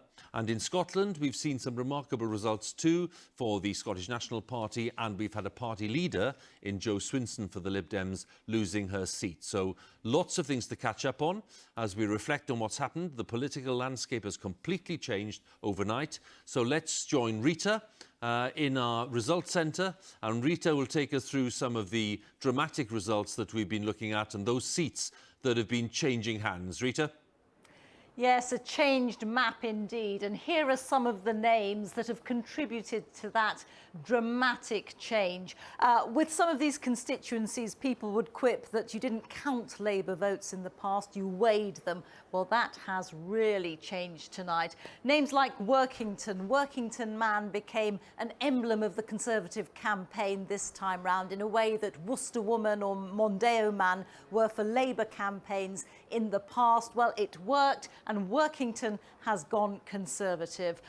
Darlington and Bishop Auckland, both in County Durham, both of them Labour heartlands or previous Labour heartlands, they're both now Conservative. And Redcar, Boris Johnson quipped during the night that this was now Blue Car. Well, politically, he's got a point, because let's just have a look at some of the figures here in Redcar. So Jacob Young, 26-year-old Jacob Young, now the Conservative MP for Redcar. The Conservatives got 46% of the vote, but what I want to show you is the change in the vote. Labour's vote just going through the floor, losing 18 points there, and the Conservatives on 13. Brexit Party also on 7, and that represents a swing of Labour to Conservative of 15%. And we've seen this sort of swing in seats like that throughout the night. Just show you some of the other names. Blythe Valley and Burnley also being taken by the Conservatives from Labour. The SNP have also had a good night, coming quite close to matching their score in 2015, which was the high point for the SNP.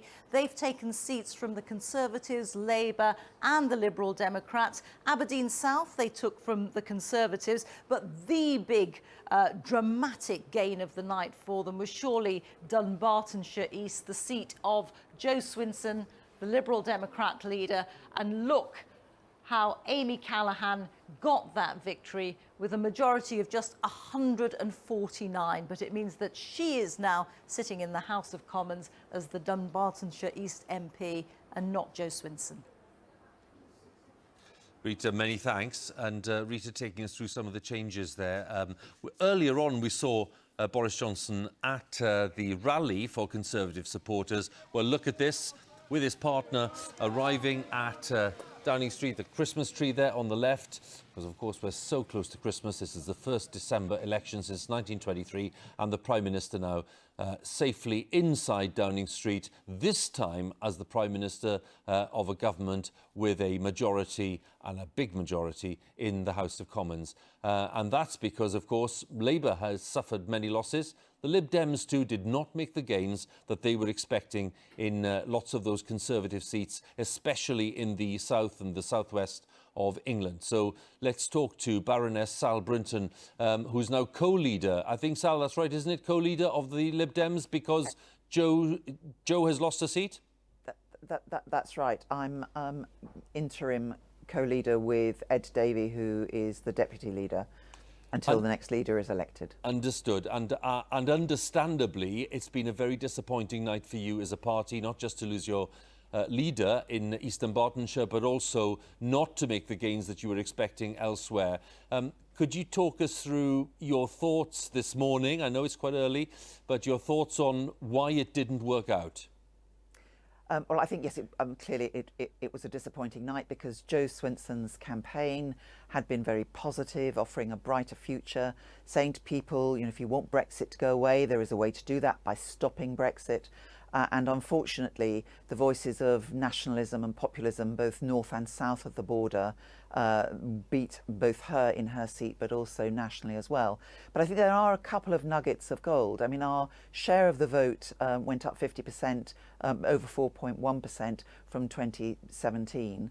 And we have got some good new MPs in the House, in our group as well. So I think it all is not lost, and every single one of our MPs will continue to fight for our place, if not in Europe, to make sure we get the best deal possible, because we know that it's the best thing for our economy, for the NHS, especially with the workforce, and for us as a society as well. And we will have a team that are able to do that, and that is good news. Obviously, I take your point about the share of the vote. It's up 4.2%, as you rightly say, but you're on 11 MPs, which is actually one fewer than in 2017. So on that score, and if you think about your potential influence in the House of Commons, that's a pretty dreadful outcome for you. Well, the irony is our vote has gone up over 1 million votes, and yet we've gone down one seat. And that, I'm afraid, as you all know, for all the minor parties, is one of the problems of the first past the vote post system, where minor parties are treated really, really badly by that. And you know, obviously the Conservatives have won a majority, but for us it is frustrating that we've had a significant increase in the vote across the country. Remainers saying they want us to help stop Brexit. And unfortunately, that didn't materialise into the seats we wanted. There's been quite a bit of criticism, as you know full well, of the what some people consider to be the rather brutal policy put forward by the party of just revoking Article 50 and just going for it in that sense, which some people thought was profoundly anti-democratic.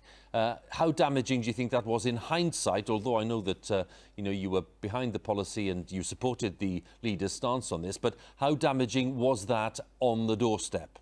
Well, I think part of our frustration was that the full phrase was to revoke Article 50 if we have a majority government, and clearly we didn't.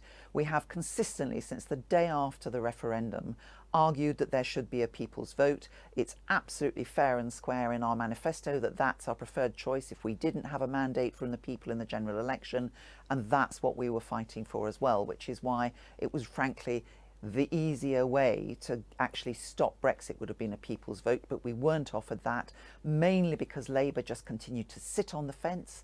We had 17 amendments in the last year in the House of Commons asking for a people's vote, and every time they voted against or abstained. So we were stymied by, I'm afraid, Labour's position, as indeed I think, you know, everybody, Labour will be feeling very sore today. The public didn't understand which side they were on. They were very worried about Jeremy Corbyn and anti-Semitism, and I'm afraid that, I think, coloured views, as we've heard from viewers over the night, who said their hands were hovering over the ballot paper. The problem is that Boris Johnson's Get Brexit Done is going to be undone as next year proceeds, because the one thing that we know, and MPs of all parties knew in the last Parliament, is that it won't be done in just over a month. It's going to take years to sort out. And I think the many, many people who think that they voted for Boris Johnson to get this sorted quickly are going to be disappointed, and disappointed very quickly. Where do you go from here as a party? How soon will you have a new leader in place? I think the party's board meets on Saturday, and I expect that we will have a new leader at some point in the spring. We have a process to go through, and until the board has met, obviously I won't know the timetable, but I would have thought probably sometime in March. And what about the job of, you know, the very important job of reviving morale among party workers who will have been working extremely hard in this campaign, only to see a very disappointing result? It's difficult sometimes, isn't it, to get teams back together when they've been through this kind of bruising experience? Well, I am in absolute awe of our members, supporters and volunteers. I've had loads of messages in, and I know other colleagues have. The one thing that we know as Liberals in the first past the post system is that you face disappointments because the system isn't fair and people feel that their vote often doesn't count. And our members and supporters, I'm sure they will rally round in exactly the way that they have done in the past when we've hit problems 2015, for example, where we had a surge in membership and an absolute commitment to fighting liberalism and making sure that the voice of liberalism was heard in the country. We will continue with that because we know that there is a very large number of people who wanted us to remain in the EU because they liked our vision of an internationalist, open and tolerant society. I think that's our clarion call to make sure that people, whether they are already supporters of the Liberal Democrats or are thinking about us, will come and join us to make sure that there will be a voice that happens over the next few years. Sal, very good of you to join us, and thank you very much for responding to us this morning at 10 to 8 in the morning. Sal Brinton there for us for the Lib Dems. Thanks to her. So, the story of the night, and if you're just waking up at 12 minutes to 8 in the morning, you're waking up to the fact that there is a Conservative government with a big majority of 80 seats that is going to be in power now for the next few years. And we've already heard from Michael Gove and we've already heard from Boris Johnson, who's promised big investment, lots of infrastructure spending and getting on with Brexit. That's the kind of summary of the themes that we've had from the Prime Minister this morning, who won his seat in Uxbridge several hours ago. So for the story of the night and for the story of Downing Street, let's join Jeremy Vine. Here we are in our virtual Downing Street, the same street where we saw Theresa May in 2017 fail to get to the line that would have put her through the door there with an overall majority. Boris Johnson has not failed, that's for sure. Let's just remind you how it all began. The very first result was a sign of what was coming. 11:32 it was. Let's have a look.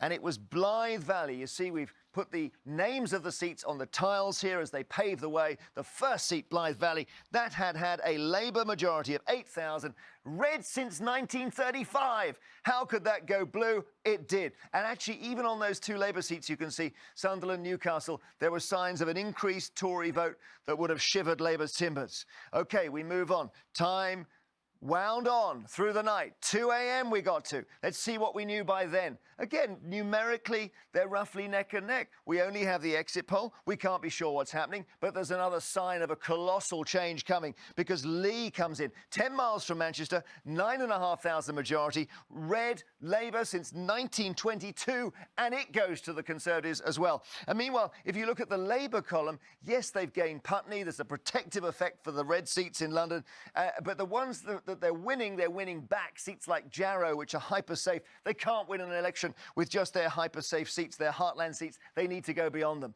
But we saw the Tories striking into Labour's heartland as well. So we go to 3 a.m. now. And now you see the Conservatives in their numbers starting to take the lead with 94 seats. At 3 a.m., you can see Wolverhampton South West. That was fairly marginal, a very easy gain on the night for the Conservatives. But just near Wolverhampton on the blue line, Redcar, a 15% swing, gives it to Boris Johnson's party. And meanwhile, in the red seats, the Labour seats, they're all holds of safe seats. In Liverpool, you can see 2 or 3 there. Again, you can't win an election simply by taking your safest seats back. You need to do more than that. So we go again. We go to 4 in the morning, and now the numbers come in. The results are starting to stream in, and we're starting to see the power of this Conservative performance. 4 in the morning, 3 crucial seats. You see Lincoln there. Again, Karen Lee out of the House of Commons. Rother Valley, that was Kevin Barron's seat. Great Grimsby, Melanie on out. 1945, Great Grimsby had been Labour since, and the Conservatives took it, swooped on those 3 seats. On the Labour side, yes, they got Enfield in London because of that protective effect in London. And Bedford was a good result for them because that was quite marginal and they saved it. But it wasn't enough, not nearly enough. Right, 4:30 in the morning. Now we're just glued to these results as they come in. They're streaming in now. Let's have a look at the Conservatives, who now complete the trio of Stoke seats. They took Stoke South at the last general election. Now they've got North and Central Stoke. So the whole of Stoke coloured blue. You see Morley there, Ed Balls' old seat, still blue, staying with the Conservatives. Very, very, very hard to beat at this point, and Labour know it.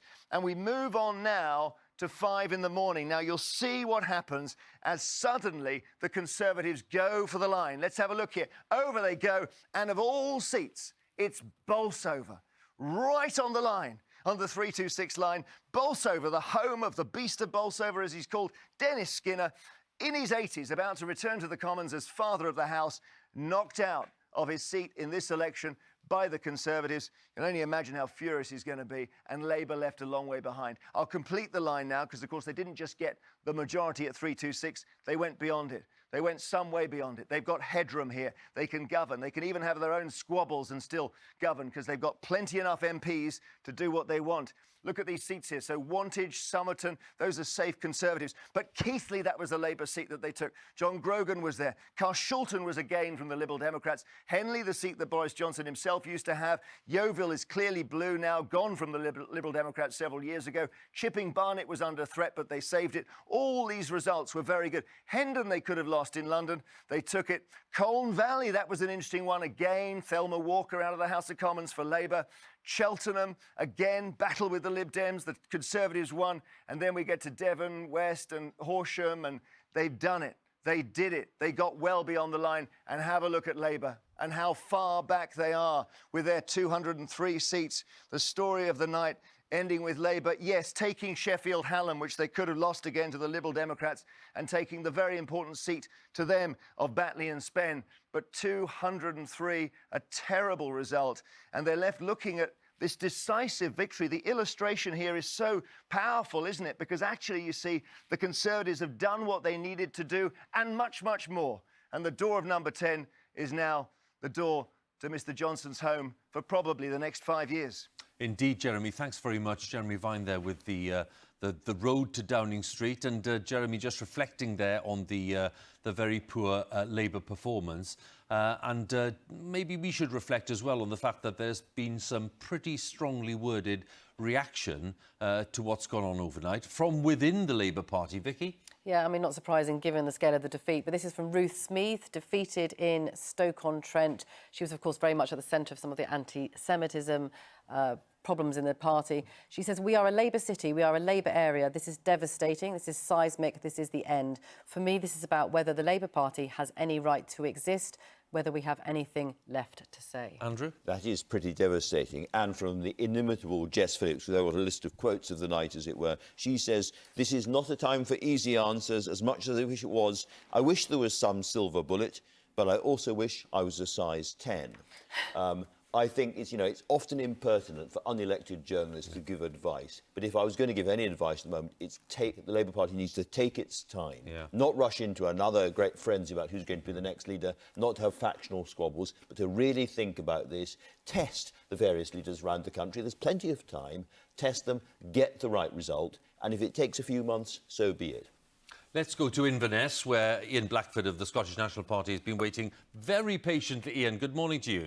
Good morning, Hugh. How are you? Very well, thanks. It's good of you to join us. Right, well, you've made significant gains for the Scottish National Party overnight.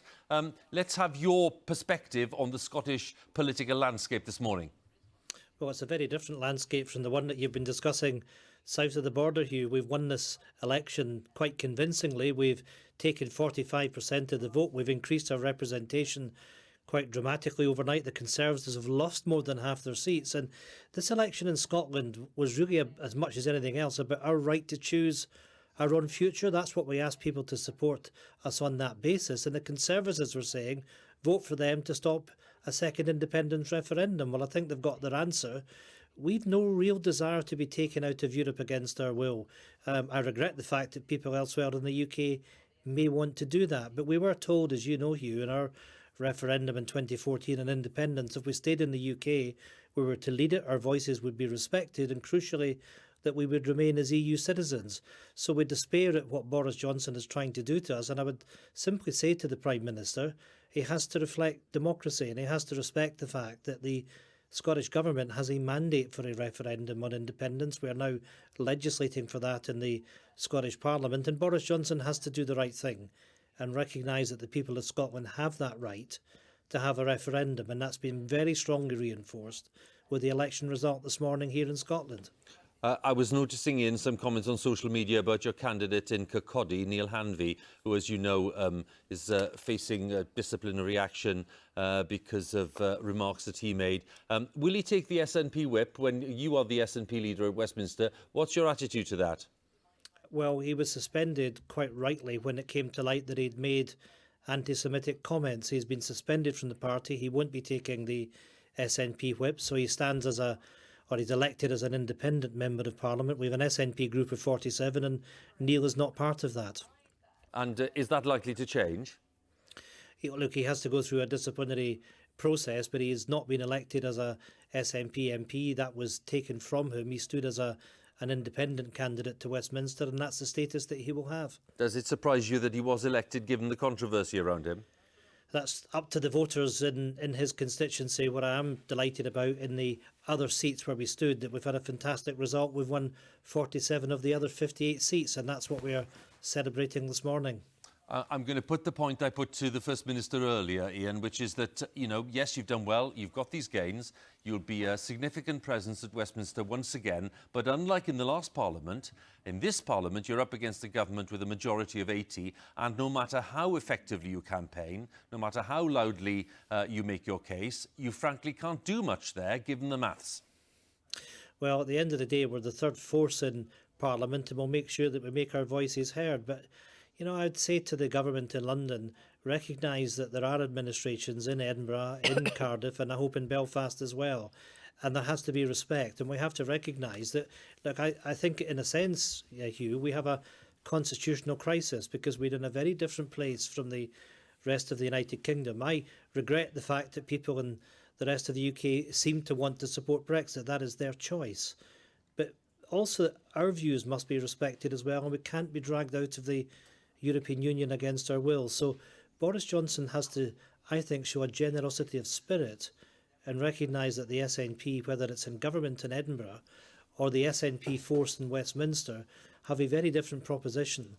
And the fact that Scotland has voted in a different way must be respected. And the way that we respect that is by passing over that power for a referendum to be held in Scotland. That's the right thing to do. Let's make sure that we can get through this in a way that is satisfactory to all sides. Ian, thanks very much for joining us and for waiting to talk to us. And we'll see you back at Westminster soon, I suppose. Certainly will. Thanks very much indeed. Ian Blackford there for the SNP, the Westminster leader of the SNP in Inverness. Our thanks to him. Let's take a look outside the building here at Broadcasting House in central London, and it's light already. The time is just coming up to 8 o'clock in the morning, and we can see there the projected figures for the result of this contest, which is that the Tories will end up on 365, Labour on 203, the SNP on 48, and the Lib Dems on 11. Have down one, with Jo Swinson, their leader, having lost her seat. Plaid Cymru on 4, and then the others, Brexit Party on nothing, and the Greens on 1, and the others on 18. That is the picture, and you are watching Election 2019. So let's head back into the newsroom at New Broadcasting House, keeping an eye on all the news headlines, and let's join Louise once again. Thanks, Hugh. Good morning. The Prime Minister Boris Johnson says he will work night and day to repay the trust of voters after the Conservatives were confirmed as the winners of the general election by a large majority.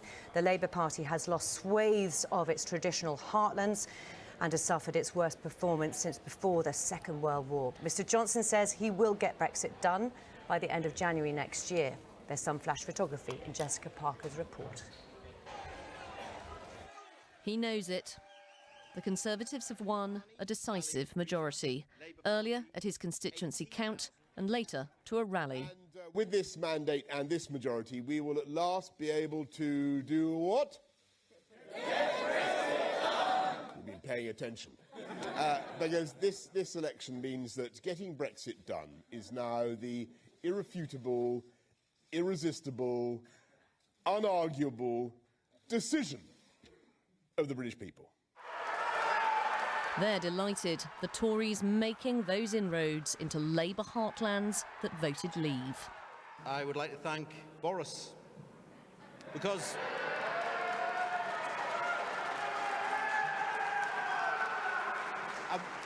I would say that I'm going to be on that train on Monday. I'm going to London. We're going to get Brexit done. For his party, a major defeat. Jeremy Corbyn acknowledged a disappointing result. I want to also make it clear that I will not lead the party in any future general election campaign. I will discuss with our party to ensure there is a process now of reflection on this result. Glum faces here. Bolsover, Burnley, Sedgefield, Stoke and Don Valley among Labour's losses. There was two fronts I was fighting on. One front was the fact that so many of my voters could not and did not want to support Jeremy Corbyn to be Prime Minister. But the second front was the Labour Party's position on Brexit, that we'd moved to a position of being more like a Stop Brexit, Remain party. Have you lost your seat, Miss Swinson? And a huge blow for the Lib Dems. Jo Swinson's lost her seat and will no longer lead the party. For millions of people in our country, these results will bring dread and dismay, and people are looking for hope. Earlier at Conservative headquarters, they were in the party mood. Boris Johnson wanted to drive his agenda through, and the door is now open. Jessica Parker, BBC News. Well, Donald Trump has congratulated Boris Johnson on his great win, as he put it. In a tweet, the US president also said Britain and the United States will now be free to strike a massive new trade deal after Brexit. This deal has the potential to be far bigger and more lucrative than any deal that could be made with the EU. Celebrate Boris, is what he said. Police and the military in New Zealand have airlifted 6 bodies from White Island in the Bay of Plenty, where a volcano erupted on Monday, killing 16 people. A mission is ongoing to recover 2 more bodies which have to be found. The volcano erupted on Monday with 47 people there. 8 people were missing on the island, presumed dead. Another 8 have already been confirmed dead. Around 20 remain in intensive care with severe burns. Right, let's get some of the day's other news as well. The US House Judiciary Committee has adjourned a marathon hearing in Washington without voting on 2 articles of impeachment against President Trump. The acrimonious meeting of the committee ran late into the night, and Chairman Jerry Nadler said in closing the session that members should search their consciences before the committee meets again on Friday. President Trump has reportedly approved a trade deal in principle with China. Under the agreement, the US would suspend tariffs on $160 billion of Chinese goods, those tariffs that were due to come into effect on Sunday. In return, China promises to buy more agricultural products from the US, but there's been no official statement yet, and there's no written agreements. There is, of course, lots more from BBC News online and on your mobile, where you can look up the results in your constituency for the general election. You can use our interactive map to search for any seat across the UK on our website, or use the BBC News app. We'll be back with you in a moment. First, though, the weather with Matt Taylor. Thank you very much, Louise. Very good morning too. Well, a few of you will stay dry and reasonably sunny today, but elsewhere, grab the umbrella once again. At the moment, most persistent rain is across parts of eastern Scotland and pretty wet too through Northern Ireland, parts of Wales, northwest England through towards East Anglia and the southeast. That zone will start to see the cloud break up a little bit through the day, so a few brighter spells, but showers continue, staying wet in the northeast of Scotland throughout. But southern Scotland, northeast England, some of the driest places to be, and across southern counties there'll be some sunshine too. But here, the windiest place, we've seen winds gust 60, 70 miles an hour through the night. Gales, maybe severe gales, continue throughout today.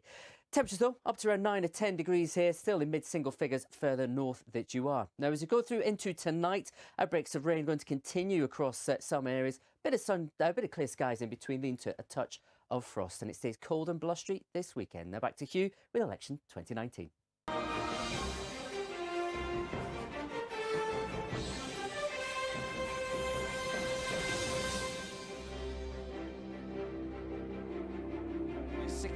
-8. Welcome back to the BBC's Election Centre. And if you're just joining us this morning, if you're just waking up and you're catching up with the news, well, the news is that Boris Johnson has achieved a remarkable win in this general election. There are just 2 results to come in. We've had 648 so far, and at the end of all of this marathon of results, there we are, 363 to Boris Johnson and 203 to Jeremy Corbyn.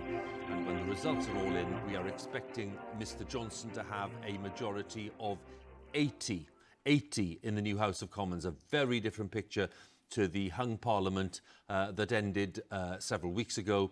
This is going to be a Conservative majority, and the majority big enough for Mr Johnson to do pretty much what he likes in legislative terms. He's already said this morning he'll press ahead with Brexit, and he'll press ahead with some ambitious infrastructure and other projects. So we've heard from him earlier. We saw clips there in the news bulletin with Louise. So what I'd like to do now, especially for the benefit of those just joining us, is to recap really on some of the notable gains for the Conservatives overnight, because there have been many of them, and lots of them in traditional Labour areas, especially Labour areas where there was a big Leave vote back in 2016. So that's where the Conservatives really have made a lot of gains and made some rather spectacular results in areas which have never been Conservative before. So with all of that in mind, let's ask Reeta in our results centre to take us through some of those gains. Reeta? Hugh, there have indeed been some staggering results in a whole host of seats. We're showing just a few of them here on the touch screen. Names like Sedgefield. Sedgefield was Tony Blair's old seat. He had a majority of 25,000 there once. Labour has it no more. It's now a Conservative seat. Great Grimsby. This has been Labour since the war. It was the seat of Austin Mitchell, of Tony Crossland before him. It's now become Conservative. And let me just show you some of the figures there. So the new Conservative MP for Great Grimsby is Leah Nietzsche. She's won that seat on a 55% share of the vote overnight. Look what happened to the Labour vote, plummeting down through the floor, minus 17 points. And the Conservatives up 13, Brexit Party 2 up 7, and show you the swing there. That's a swing from Labour to Conservative of 15 points. That's a massive swing, and we have seen that sort of swing in several seats. Let me take you back to the list of Conservative gains. They've gained West Bromwich East, that's Tom Watson's old seat. They've gained Durham North West, so they've unseated Laura Pidcock. She was a rising star in the Labour Party. Some had thought that she might even be the one to succeed Tom Watson as the deputy leader. Well, she's out, and that is now a Conservative seat. Ashfield, that was Gloria De Piero's seat. The Labour MP, Gloria De Piero, was standing down, and her former office manager defected to the Conservatives, stood for that seat, and it's now his seat. In Bolsover, Dennis Skinner, who'd been an MP there for decades and decades, he has been unseated, and Bolsover has now become Conservative. Add to those names Derby North, where Chris Williamson, who had been expelled from Labour because of anti-Semitism accusations, well, he has been unseated too. That is Conservative. And Stoke-on-Trent Central, now a Conservative seat. Now, what is interesting looking at the figures is that the analysis shows that based on the turnover, which is around 67%, 48% of them voted for Brexit-supporting parties. And I think that is a point that we will hear repeated in the weeks and months to come from opponents of Brexit, that it was 48%, less than half of the turnout, who voted for Brexit-supporting parties. Reeta, thank you very much again for taking us through those Conservative gains, at least some of them, just to underline the scale of the change that's happened overnight. What's the response then in Brussels to all of this? Because we've heard the Prime Minister say he's going to push on now with the Brexit process, get it done, as he says repeatedly. Well, this is Charles Michel, who's the EU Council President. I'd like to congratulate Boris Johnson on his victory. We expect a vote, he says, on the withdrawal agreement as soon as possible. The EU is ready for the next phase. We will negotiate a future trade deal which ensures a true level playing field. Well, there's several messages within those sentences, Andrew, I think, aren't there? A true level playing field. And that is going to be Boris Johnson's greatest kind of dilemma over the next year going ahead, because the more he wants to diverge from EU standards and tax rates and practices, the more they will demand in return. And it'll be a series of payoffs, one after another. And the question is, does he diverge and risk a car company here or parts of the fishing industry there, whatever? It's all payoffs. Okay. And he is saying, you don't diverge if you want to have a clear trading arrangement. Let's pop over to Downing Street, and Ben Wright, my colleague, is there. Ben, we've heard from the Prime Minister, obviously this morning at that rally at the Queen Elizabeth Centre, not far away from Number 10. What do you make of the state of play this morning, not least given the fact that Boris Johnson has now set out quite a lot of the programme that he wants to press on with? And he needs to, because, you know, through this election, the actual offer from the Conservative Party beyond getting Brexit done by the end of January next year was rather thin, actually. I mean, it was a pretty sparse manifesto, 59 pages, sketching out a few promises around hospitals and nurses, talking sort of in broad generalities of the sort of country that the Tories wanted to see, but lacking specifics. And that was entirely deliberate. I mean, this was a stripped-back manifesto wanting to avoid anything that would hold Boris Johnson hostage, wanted to keep it entirely focused on the central Brexit message. So he's got quite a job to do now, I think, fleshing out a sort of programme for government and giving everybody a sense of what his priorities are going to be beyond getting Britain out of the EU at the end of January. But picking up on what Andrew said, I think that's completely right. All the way through the campaign, Boris Johnson was asked again and again, what sort of trade-offs might you do in the next stage of the Brexit negotiation? How close do you want alignment? Would you rule out leaving at the end of the transition without any deal? And these are questions that he ducked again and again. And now the election's over, he's going to have to provide some answers. Well, we saw that the Prime Minister arrived there a short while ago, Ben, and I'm just wondering, are you expecting to see him again in Downing Street to make some kind of statement later? Will there be a visit to the palace, or what's the arrangement there? We're not sure, Hugh. I don't get a sense there's going to be a Downing Street statement, but there may be later in the day after Mr Johnson has had some rest and regrouped. We don't know yet about going to the palace. At the moment, I think he's just gathering himself together, absorbing these final results and working out, the sort of tone that he's going to take over the next few days, because, this has been so divisive. There are going to be a huge number of people who are still clinging on in the hope there might somehow be a hung parliament or another referendum. Is Boris Johnson going to speak to them and try and bridge the sort of divisions and animosity that runs through the electorate at the moment? I think he'll be thinking about all of that, but he will be reveling in this. I mean, this is an absolute triumph for him. Biggest majority for 30 years. And considering too, we've spent a lot of time, certainly in the first half of this year, reporting from Downing Street on the total chaos within the government. It felt like a Tory party collapsing at some points, particularly when Theresa May was trying to get the deal through. Huge rebellions on her own backbenchers, moderate sort of centrist Tories being kicked out, all sorts of talk that this could be a repeat of the Corn Laws split of the 19th century. And yet here they are at the end of the year with a thumping majority. There'll need to be some kind of reshuffle, won't there, Ben? Because, I know people were saying that the big reshuffle might not be until after Christmas. But, for example, Zach Goldsmith obviously will need to be replaced because he's out. And Nicky Morgan, who's retired. There's still no officially Secretary of State for Wales, though Alan Cairns did retain his seat in the Vale of Glamorgan. So there are jobs to be filled right away. There certainly are, although remember, this is a relatively new team cast in Boris Johnson's own image that he put in place when he first entered Downing Street in the summer. And it's been hard to tell actually during the course of the campaign who he favours and who he doesn't. People like Matt Hancock, the Health Secretary, have been very visible, so I think he's probably quite confident of either staying in his job or moving on to an even bigger one in Whitehall. But what was interesting about the campaign is that it was so focused on Mr Johnson.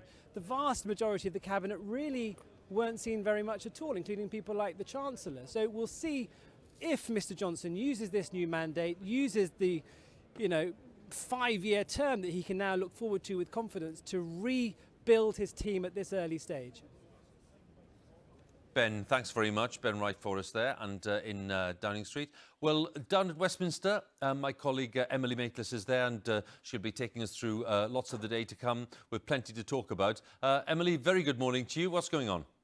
Morning, Hugh. Yes, at 9 o'clock, all the election coverage will move here right to the heart of Westminster and our election studio, where you can carry on with much of the analysis and reaction to what will still be a breaking story for the rest of the day. But right now, we're joined by the Conservative Party chairman, James Cleverly.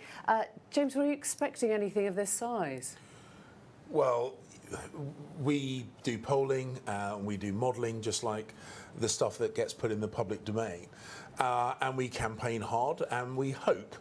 But I don't think anyone was really expecting the result to be quite this way, although we were picking up hints. So I was visiting dozens of constituencies in the Midlands and the North, and there was real anger about Labour. We heard jitters yesterday, is that right? There were real jitters on the day. I think it's only human to get nervous. There was so much at stake.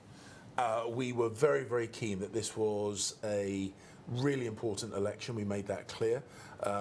And you always get a little bit nervous at the 11th hour. But our activists, our candidates put in a huge amount of work, as did the team at CCHQ that I look after. And in the end, we got a result which I think really vindicated the message we were putting across, was that the British people wanted Brexit done, wanted it resolved. Let's work out what that plan is now. Sure. Where does it go from here? What's the week ahead look like? Well, we get straight to work. I mean, this is going to be a very busy prelude to Christmas. Obviously, a whole load of new MPs will come down to Westminster, loads of new MPs, and get sworn in. That takes time.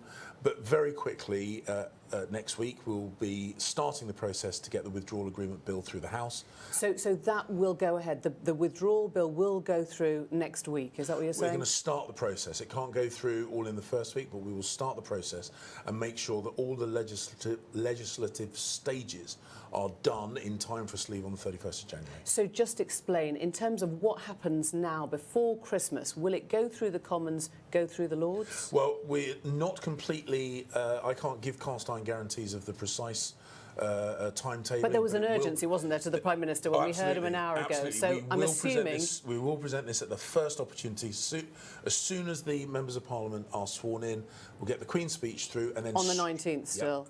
And then straight into getting the withdrawal agreement bill through the House of Commons so we can get through in good time and we can leave by the 31st. You expecting to be working on Saturday?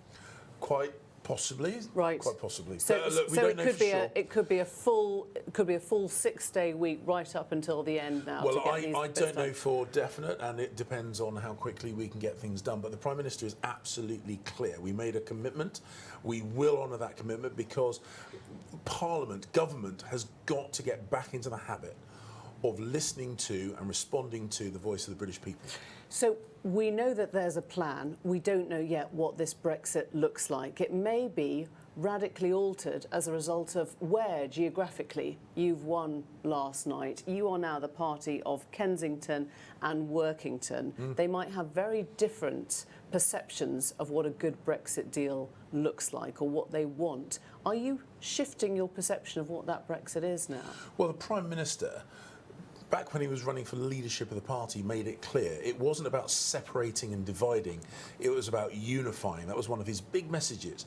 And actually, I'm really pleased that we got electoral support in places like, Workington and Redcar, as well as places like Wimbledon and Kensington. But what does that do to the shape of Brexit? Does that mean that we have to be more aligned with Europe now because you're going to be more worried about manufacturing heartlands? Does it mean that it's going to still follow broadly a Canada Plus and break the alignment? What this is about is through all these negotiations is being aware that the government works on behalf of the whole of the UK.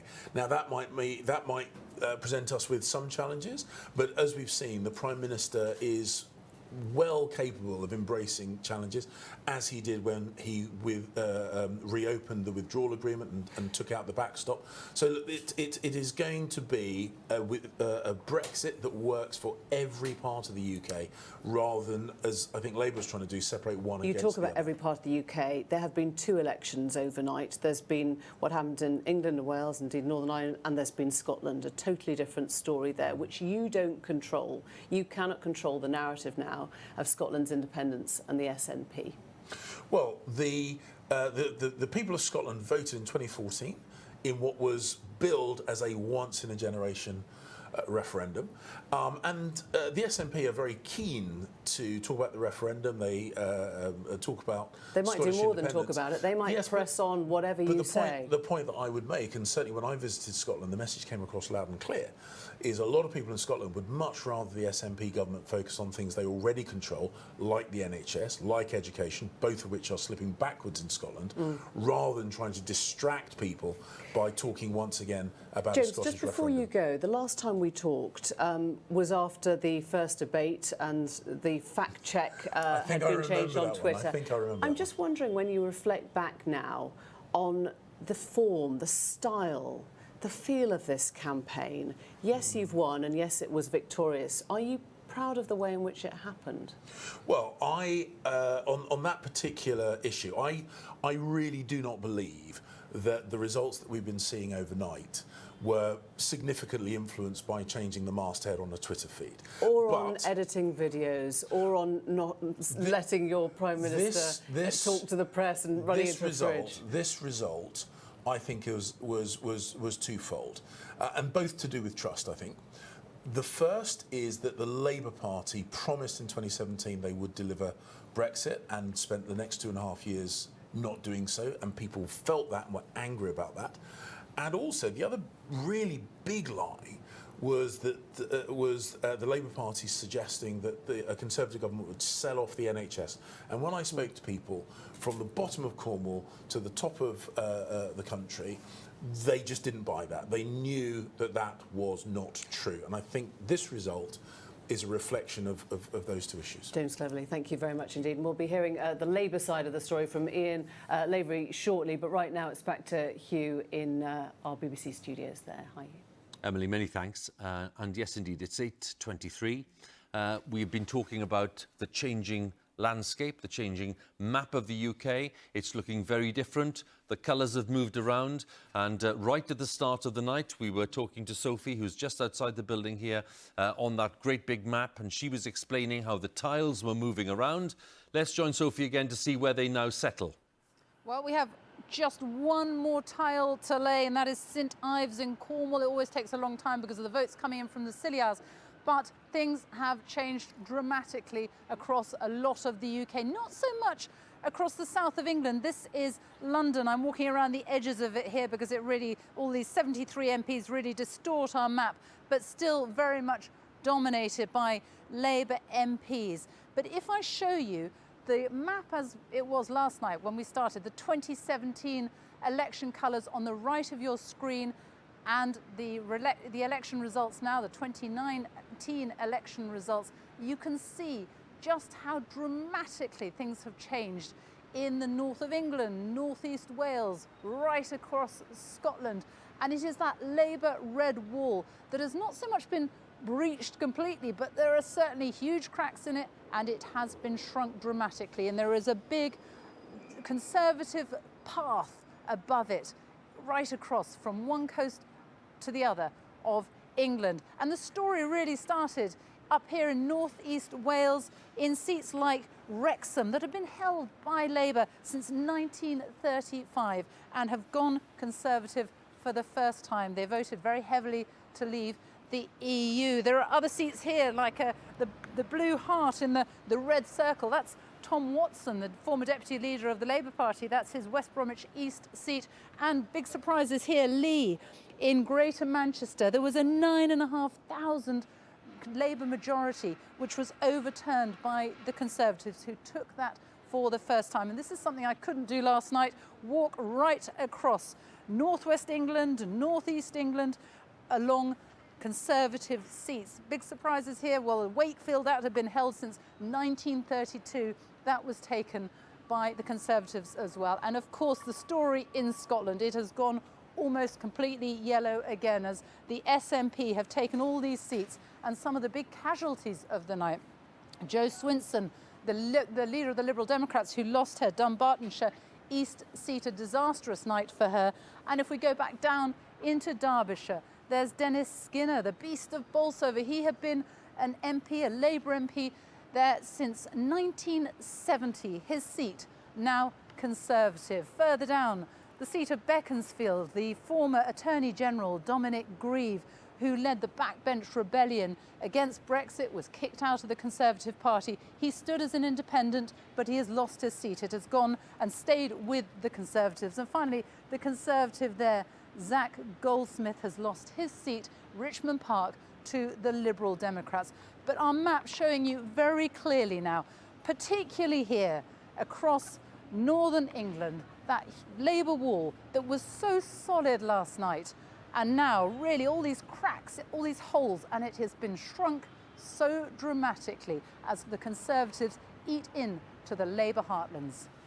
Sophie, just a thought, because you've been there for hours, and I'm just wondering, as you've seen the patterns changing, what for you was the significant point of the evening when you saw the pattern? Was it the red wall showing those cracks, or another part of the UK? What was the moment for you when you realised we were looking at significant change? It was seats like Wrexham. It was North East Wales. This area here was very much dominated by red tiles when we came on air last night, and the colours of the 2017 general election, they're all blue now. And then it was the surprises like Lee. And it is just the way this wall has shrunk, the holes that have opened up, the blue holes, the way that the Conservatives have just narrowed that Labour dominance in these heartlands and just squeezed them so dramatically. As I say, the south of England, really largely unchanged. And again, Scotland going almost completely yellow. We saw that in 2015.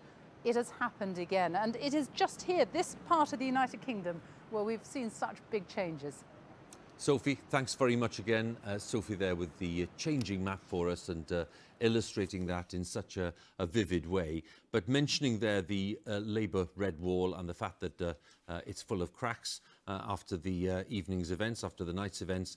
So let's join Ian Watson, my colleague who's at Labour headquarters. And Ian, what are you picking up there in terms of the reaction from within the party to what's going on? We heard from John Lansman during the night, the Momentum chair, and we've heard, of course, from other Labour figures too, representing different traditions within the party. What are they saying to you this morning?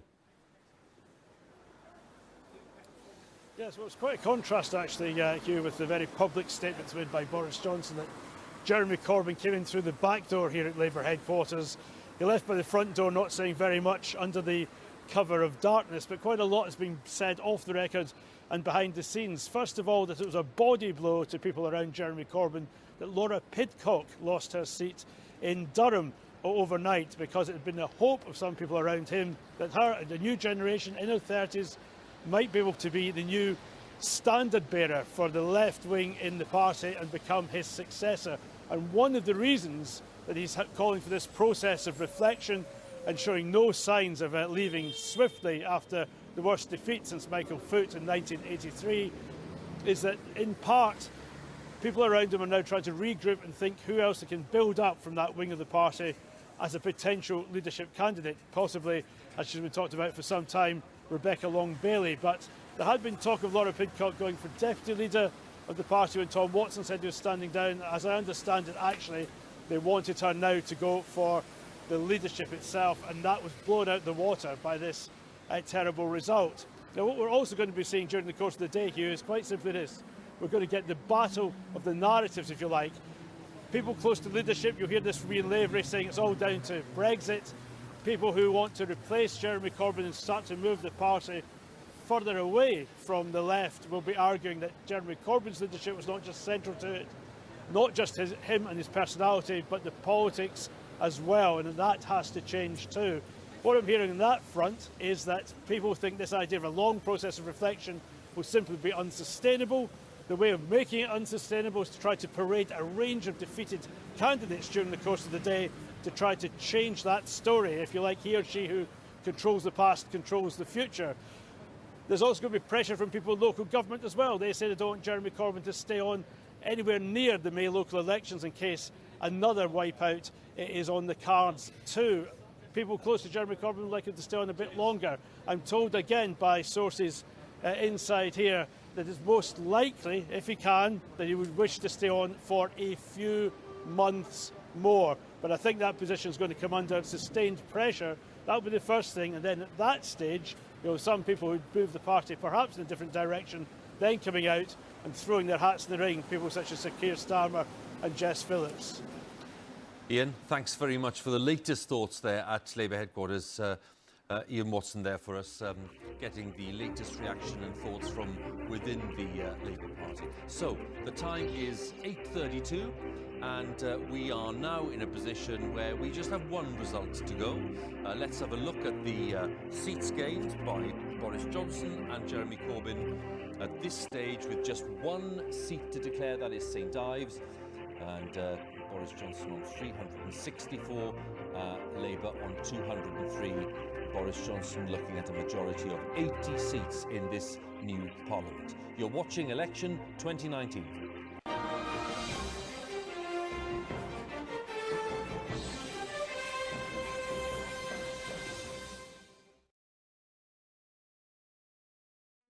News, and the Prime Minister Boris Johnson says he will work night and day to repay the trust of voters after the Conservatives were confirmed as the winners of the general election by a large majority. The Labour Party has lost swathes of its traditional heartlands and has suffered its worst performance since before the Second World War. Mr Johnson says he will get Brexit done by the end of January. There's some flash photography in Jessica Parker's reports. He knows it. The Conservatives have won a decisive majority, earlier at his constituency count and later to a rally. And with this mandate and this majority, we will at last be able to do what? You've been paying attention. Because this election means that getting Brexit done is now the irrefutable, irresistible, unarguable decision of the British people. They're delighted, the Tories making those inroads into Labour heartlands that voted leave. I would like to thank Boris, because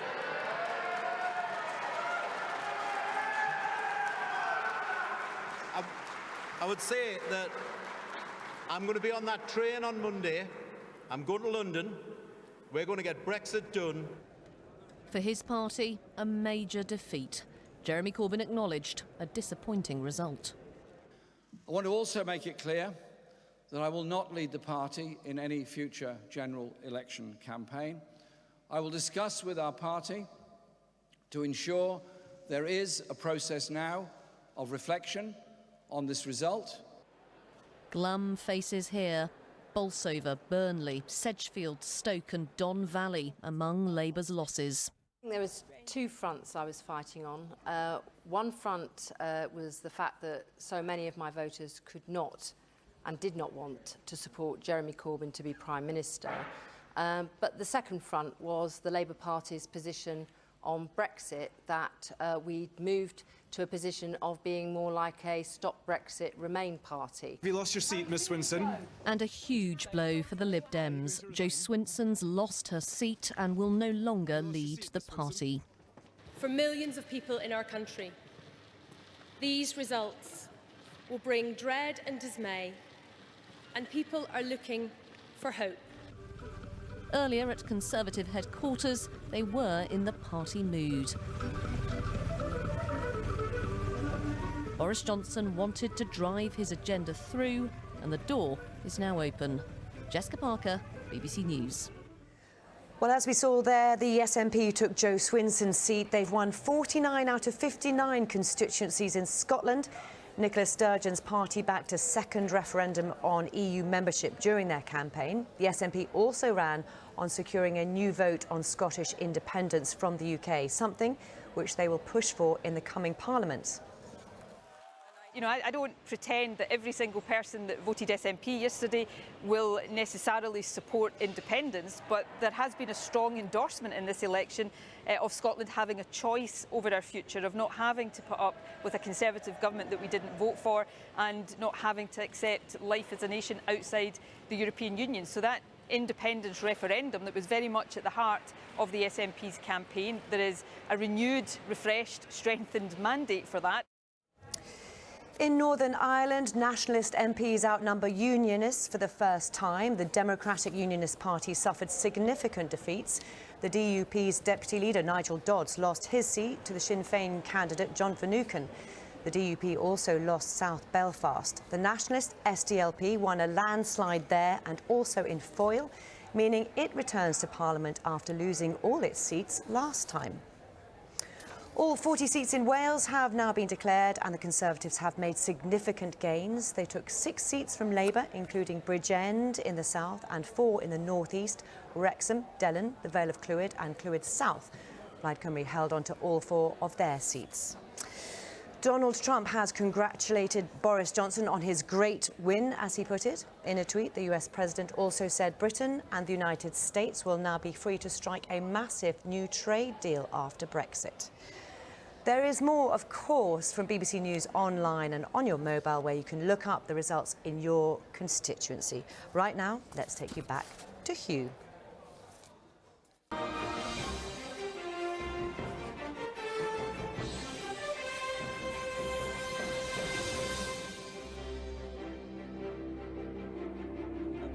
Once again, we're at the BBC Election Centre, where we've been since 5 to 10 last night, but we're still fizzing with energy, all of us in the studio. It's 8:37 in the morning, and what I'd like to do now is to ask Jeremy Vine to look through the results for us and to put them into the House of Commons so that we know what it'll look like when it gathers again in a few days' time.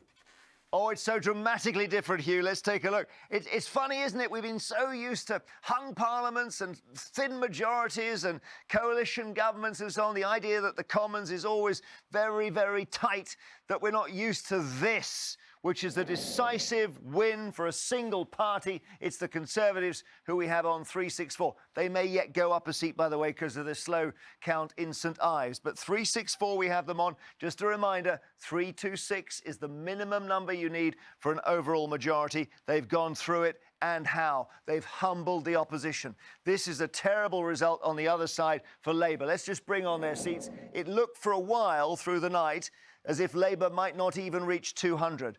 They've done that, 203, but they haven't even reached 209, which was Michael Foot in 1983, widely regarded as the biggest disaster in modern times for Labour. This is worse. It's terrible for them. It means they're going to feel powerless in the new House of Commons. Not the case, though, for the SNP in Scotland. They've done brilliantly. They're almost back to their strongest with 48 seats. They will be a real presence in this chamber when it reconvenes. Lib Dems have had a bad night. More votes, fewer seats, and they lost their leader. 2 seats down. 11 is a bit of a crisis for them. DUP in Northern Ireland have been reversed as well. 2 seats down. Sinn Féin, as they were, lost 1, gained 1 on 7. Northern Ireland again. Let's see the next seats if we can here. Plaid Cymru on 4 in Wales. SDLP in Northern Ireland on 2. And just moving on, you've got the Alliance Party in Northern Ireland on 1 there. Quite a bit of reconfiguring in Northern Ireland here. And 1 Green, Caroline Lucas back in Brighton. So, yes, some changes in the Northern Ireland terrain. Scotland, obviously, hugely powerful SNP performance and real questions for where the Labour Party goes after Jeremy Corbyn. But here we are with this situation where the Conservatives took this gamble under Boris Johnson. Could he do what Theresa May failed to do 2 years ago? Yes, he could. And how? 78-seat majority. Worth pointing out as well that as far as Labour's performance is concerned, they've only got 1 seat in Scotland and have fallen below 20% of the vote there. So this is remarkable, and it's made for a very dramatic night. Hugh. Remarkable indeed, Jeremy. Thanks very much. And Jeremy, they're taking us through the look of the new House of Commons, so dramatically different to the last one. And that's, of course, principally because of the huge Labour losses overnight, and most of those going to the Conservatives. So with that in mind, let's join Emily once again down at Westminster. Hugh, thanks very much. Yes, we're going to join Ian Lavery, the Labour chair right now in Newcastle. Ian Lavery, why isn't Jeremy Corbyn going straight away? Do you understand that? Well, I think the situation with the election, I mean, it's only more or less happened in the last 10 hours or so, and what Jeremy said within a matter of hours is that he'll not be standing as the leader of the Labour Party at the next election. And what he said was we need a period of reflection and we need to look at exactly what's happened. We're going to have a post-mortem with regard to the disastrous results. I mean, it's quite right. It's so disappointing what's happened, bearing in mind the fantastic manifesto we've had, the way that people have embraced probably what's been the best document the Labour Party's ever produced. So we'll be discussing it, but we'll let the dust settle and we'll look at how we go forward as a party in the next few days or so. Just explain that, what the reflection is, because after Ed Miliband's defeat, he said, I take absolute and total responsibility for our defeat. And we haven't heard that from Labour. We've heard different excuses or rationales. Do you think there is any acceptance of responsibility in the Labour leadership? The Labour leadership will be having... It's only 10 hours or so since the election results were began at 10 o'clock last night, and even it's only a few hours ago. It's only, by the way, it seems like 10 days, by the way, because I haven't had any sleep. But the reality is that we will be discussing everything in order, as a Democratic Party you would expect to do, and we'll have a look at what happened last night. We'll have a look at what needs to be done. We'll put a plan forward, and we'll discuss it with all the stakeholders, including the membership. We are a democratic organisation, and we'll take the party forward on that basis. Ian, let me just ask you on a personal level, do you accept that Jeremy Corbyn, his personality and his policies were the roadblock here? Well, listen, I've visited many constituencies in the past 5 weeks. I've visited probably 50, 60 constituencies, knocked on doors, spoke to people, and the issue on the doorstep basically wasn't even Brexit, although this has proved to be a rerun of the 2016 referendum. Undoubtedly, that's what's happened here. But I spoke to people, and you know what? People were more interested in the National Health Service, they were more interested in education, they were more interested in standard of living. So are you saying that Labour couldn't deliver on that on the doorstep either? I mean, we are where we are with the results now, so something has gone wrong, and I'm asking you whether you think that this was as a result of Jeremy Corbyn. Was he the roadblock, or was it that you chose the wrong things to emphasise? If you have a look at the 2017 manifesto, a radical manifesto, if you have a look at the fact that Jeremy was a leader of the party in 2017, we had the biggest swing in votes in 2017 since we had since 1945. Maybe that was because your MPs had signed off on Article 50, which secured Brexit. In 2017, we said we would accept the result of and respect the result of the 2016 referendum.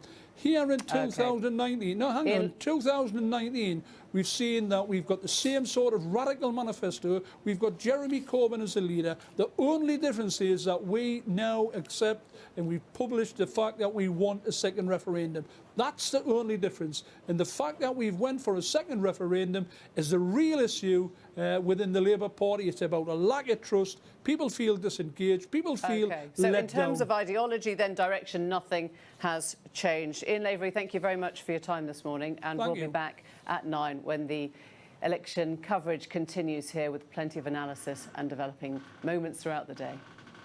We'll be back with you then, Emily. Thanks very much, Emily, there down at Westminster. It is 8:45, so we will be ending this segment of our coverage at 9 o'clock, as Emily was saying. And what I'd really like to do now is to just say a very big thank you and offer congratulations to this gentleman, Professor Sir John Curtice, and of course his team. He's already been generously paying tribute to them. But John, on the exit poll and on the outcome, absolutely on the nail again. So many congratulations from all of us, the hard work you've put in and for getting it right once again. Are you thinking at this point that this is the kind of transformed landscape that we were expecting maybe 24 hours ago? Oh, yes. I mean, the truth is this is precisely the kind of outcome to which most of the opinion polls were pointing. I mean, on average, they had double-digit leads throughout this campaign, and in the event, we ended up with a 12-point Conservative lead. They were also showing that the Conservatives were stronger amongst Leave voters than they had been in 2017, and a lot much stronger amongst Leave voters than they had been in 2015. And that conversely, they were losing ground amongst Remain voters. And that gets clearly reflected in the geography of this result. The Conservative vote actually fell back on average in the most pro-Remain parts of the country, but conversely rose by 6 points or so as compared with 2 years ago amongst the most pro-Leave. So the truth is, it was all there. The evidence was there in the polling, both in terms of the broad level of support for the party, the lead it had over Labour, and the fact that it was going to be very clearly reflected in people's views about Brexit.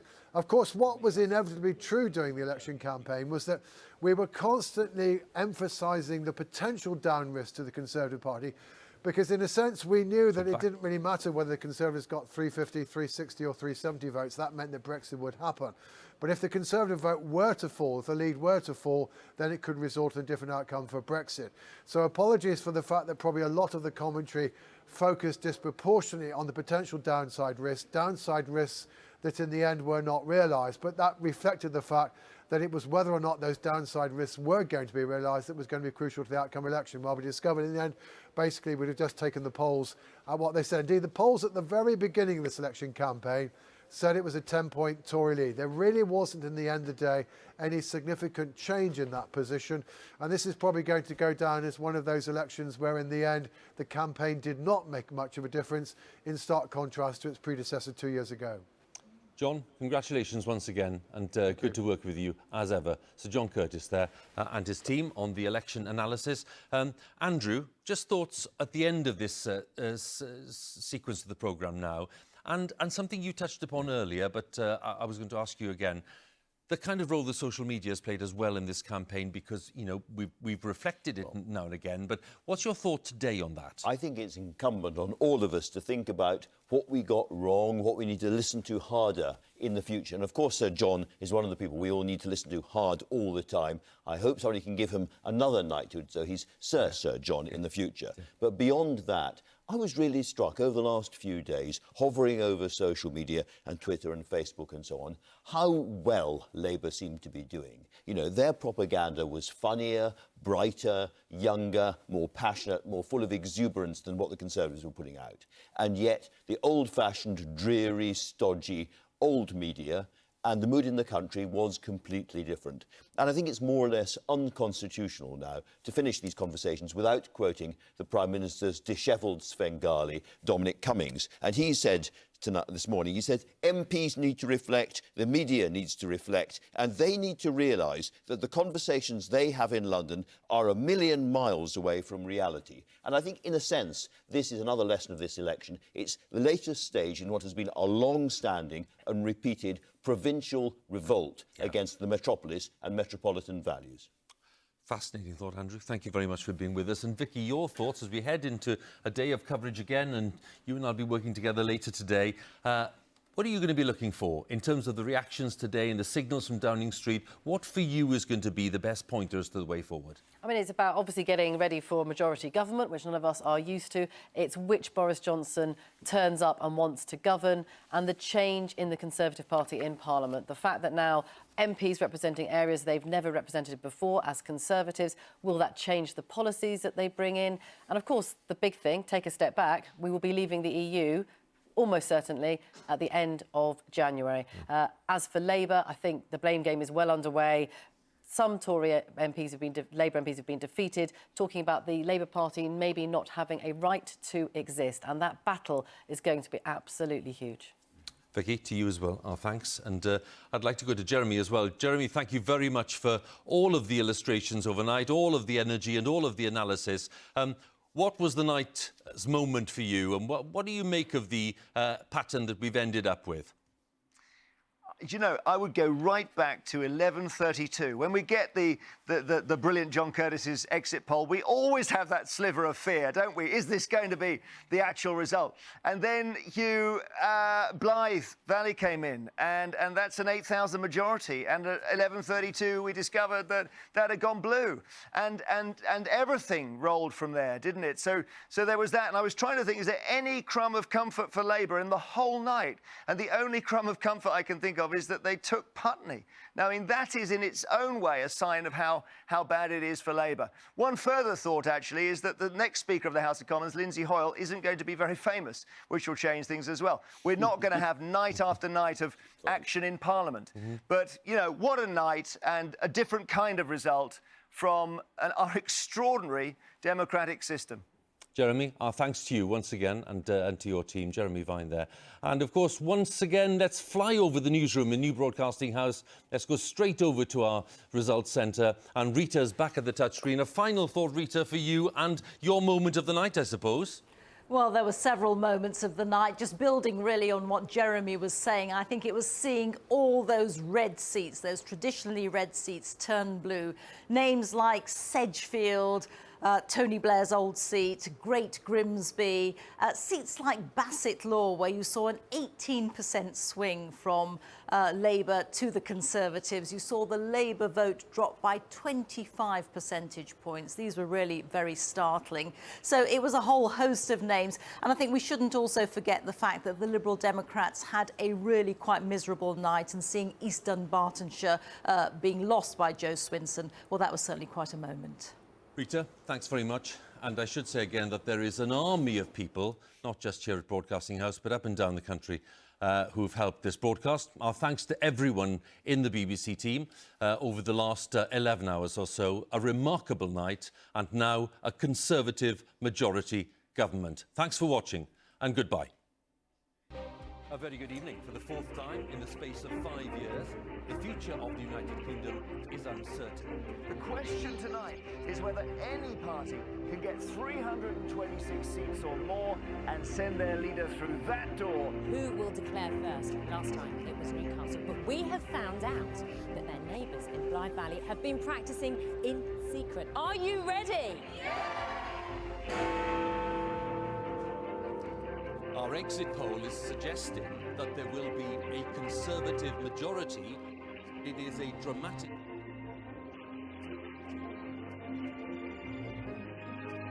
Simply just a year ago was on the backbenches may just have redrawn the map. The exit poll has Boris Johnson going straight through the 326. If this poll is anywhere near right, you've produced your worst result since 1935. Yeah, if it is anywhere near right, that's right.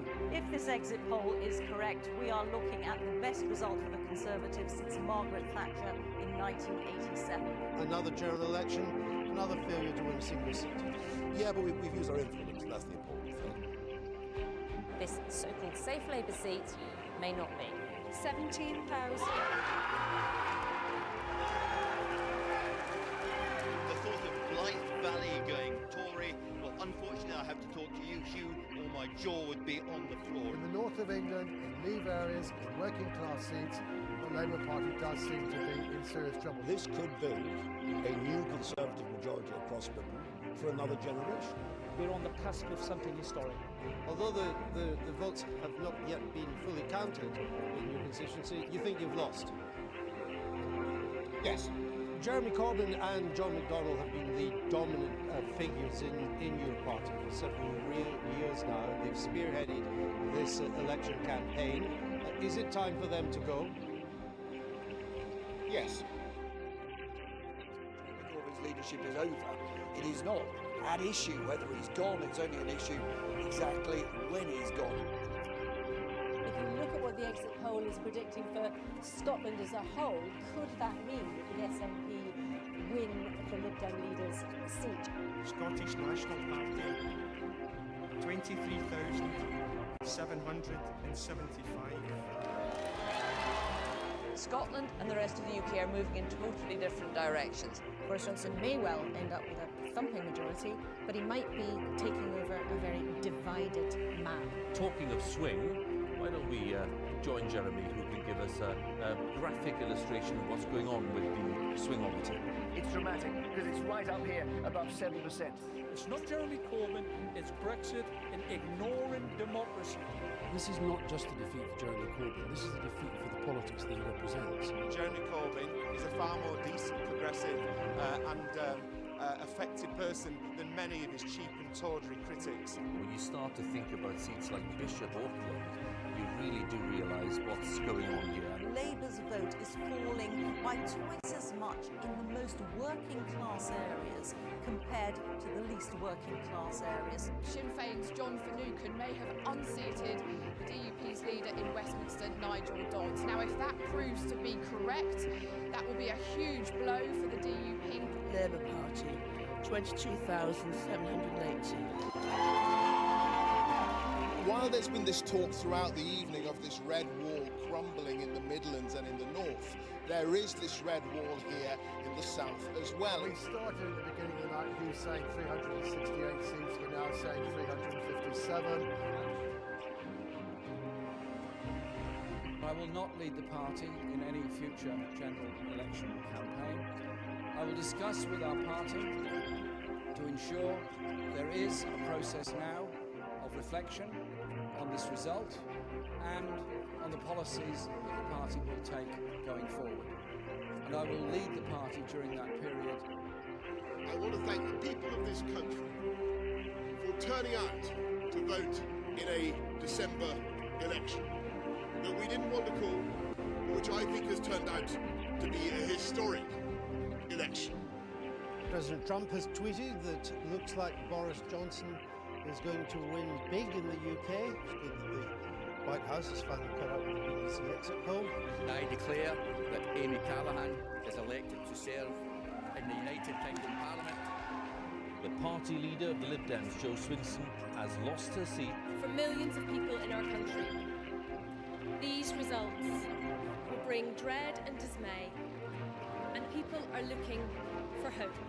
Nick Fletcher is duly elected as the Member of Parliament for the Don Valley constituency. What's your plan, Caroline, from now on? My next plan is to go and have a cup of tea, Hugh, actually. I have a mandate to offer Scotland the choice of an alternative future. Has he done right that you did wrong? Well, I'm very pleased at the majority that Boris has achieved. We've got Bolsover. How interesting that Dennis Skinner, the beast of Bolsover's seat, he leaves the Commons, and his seat was the one that got them over the line.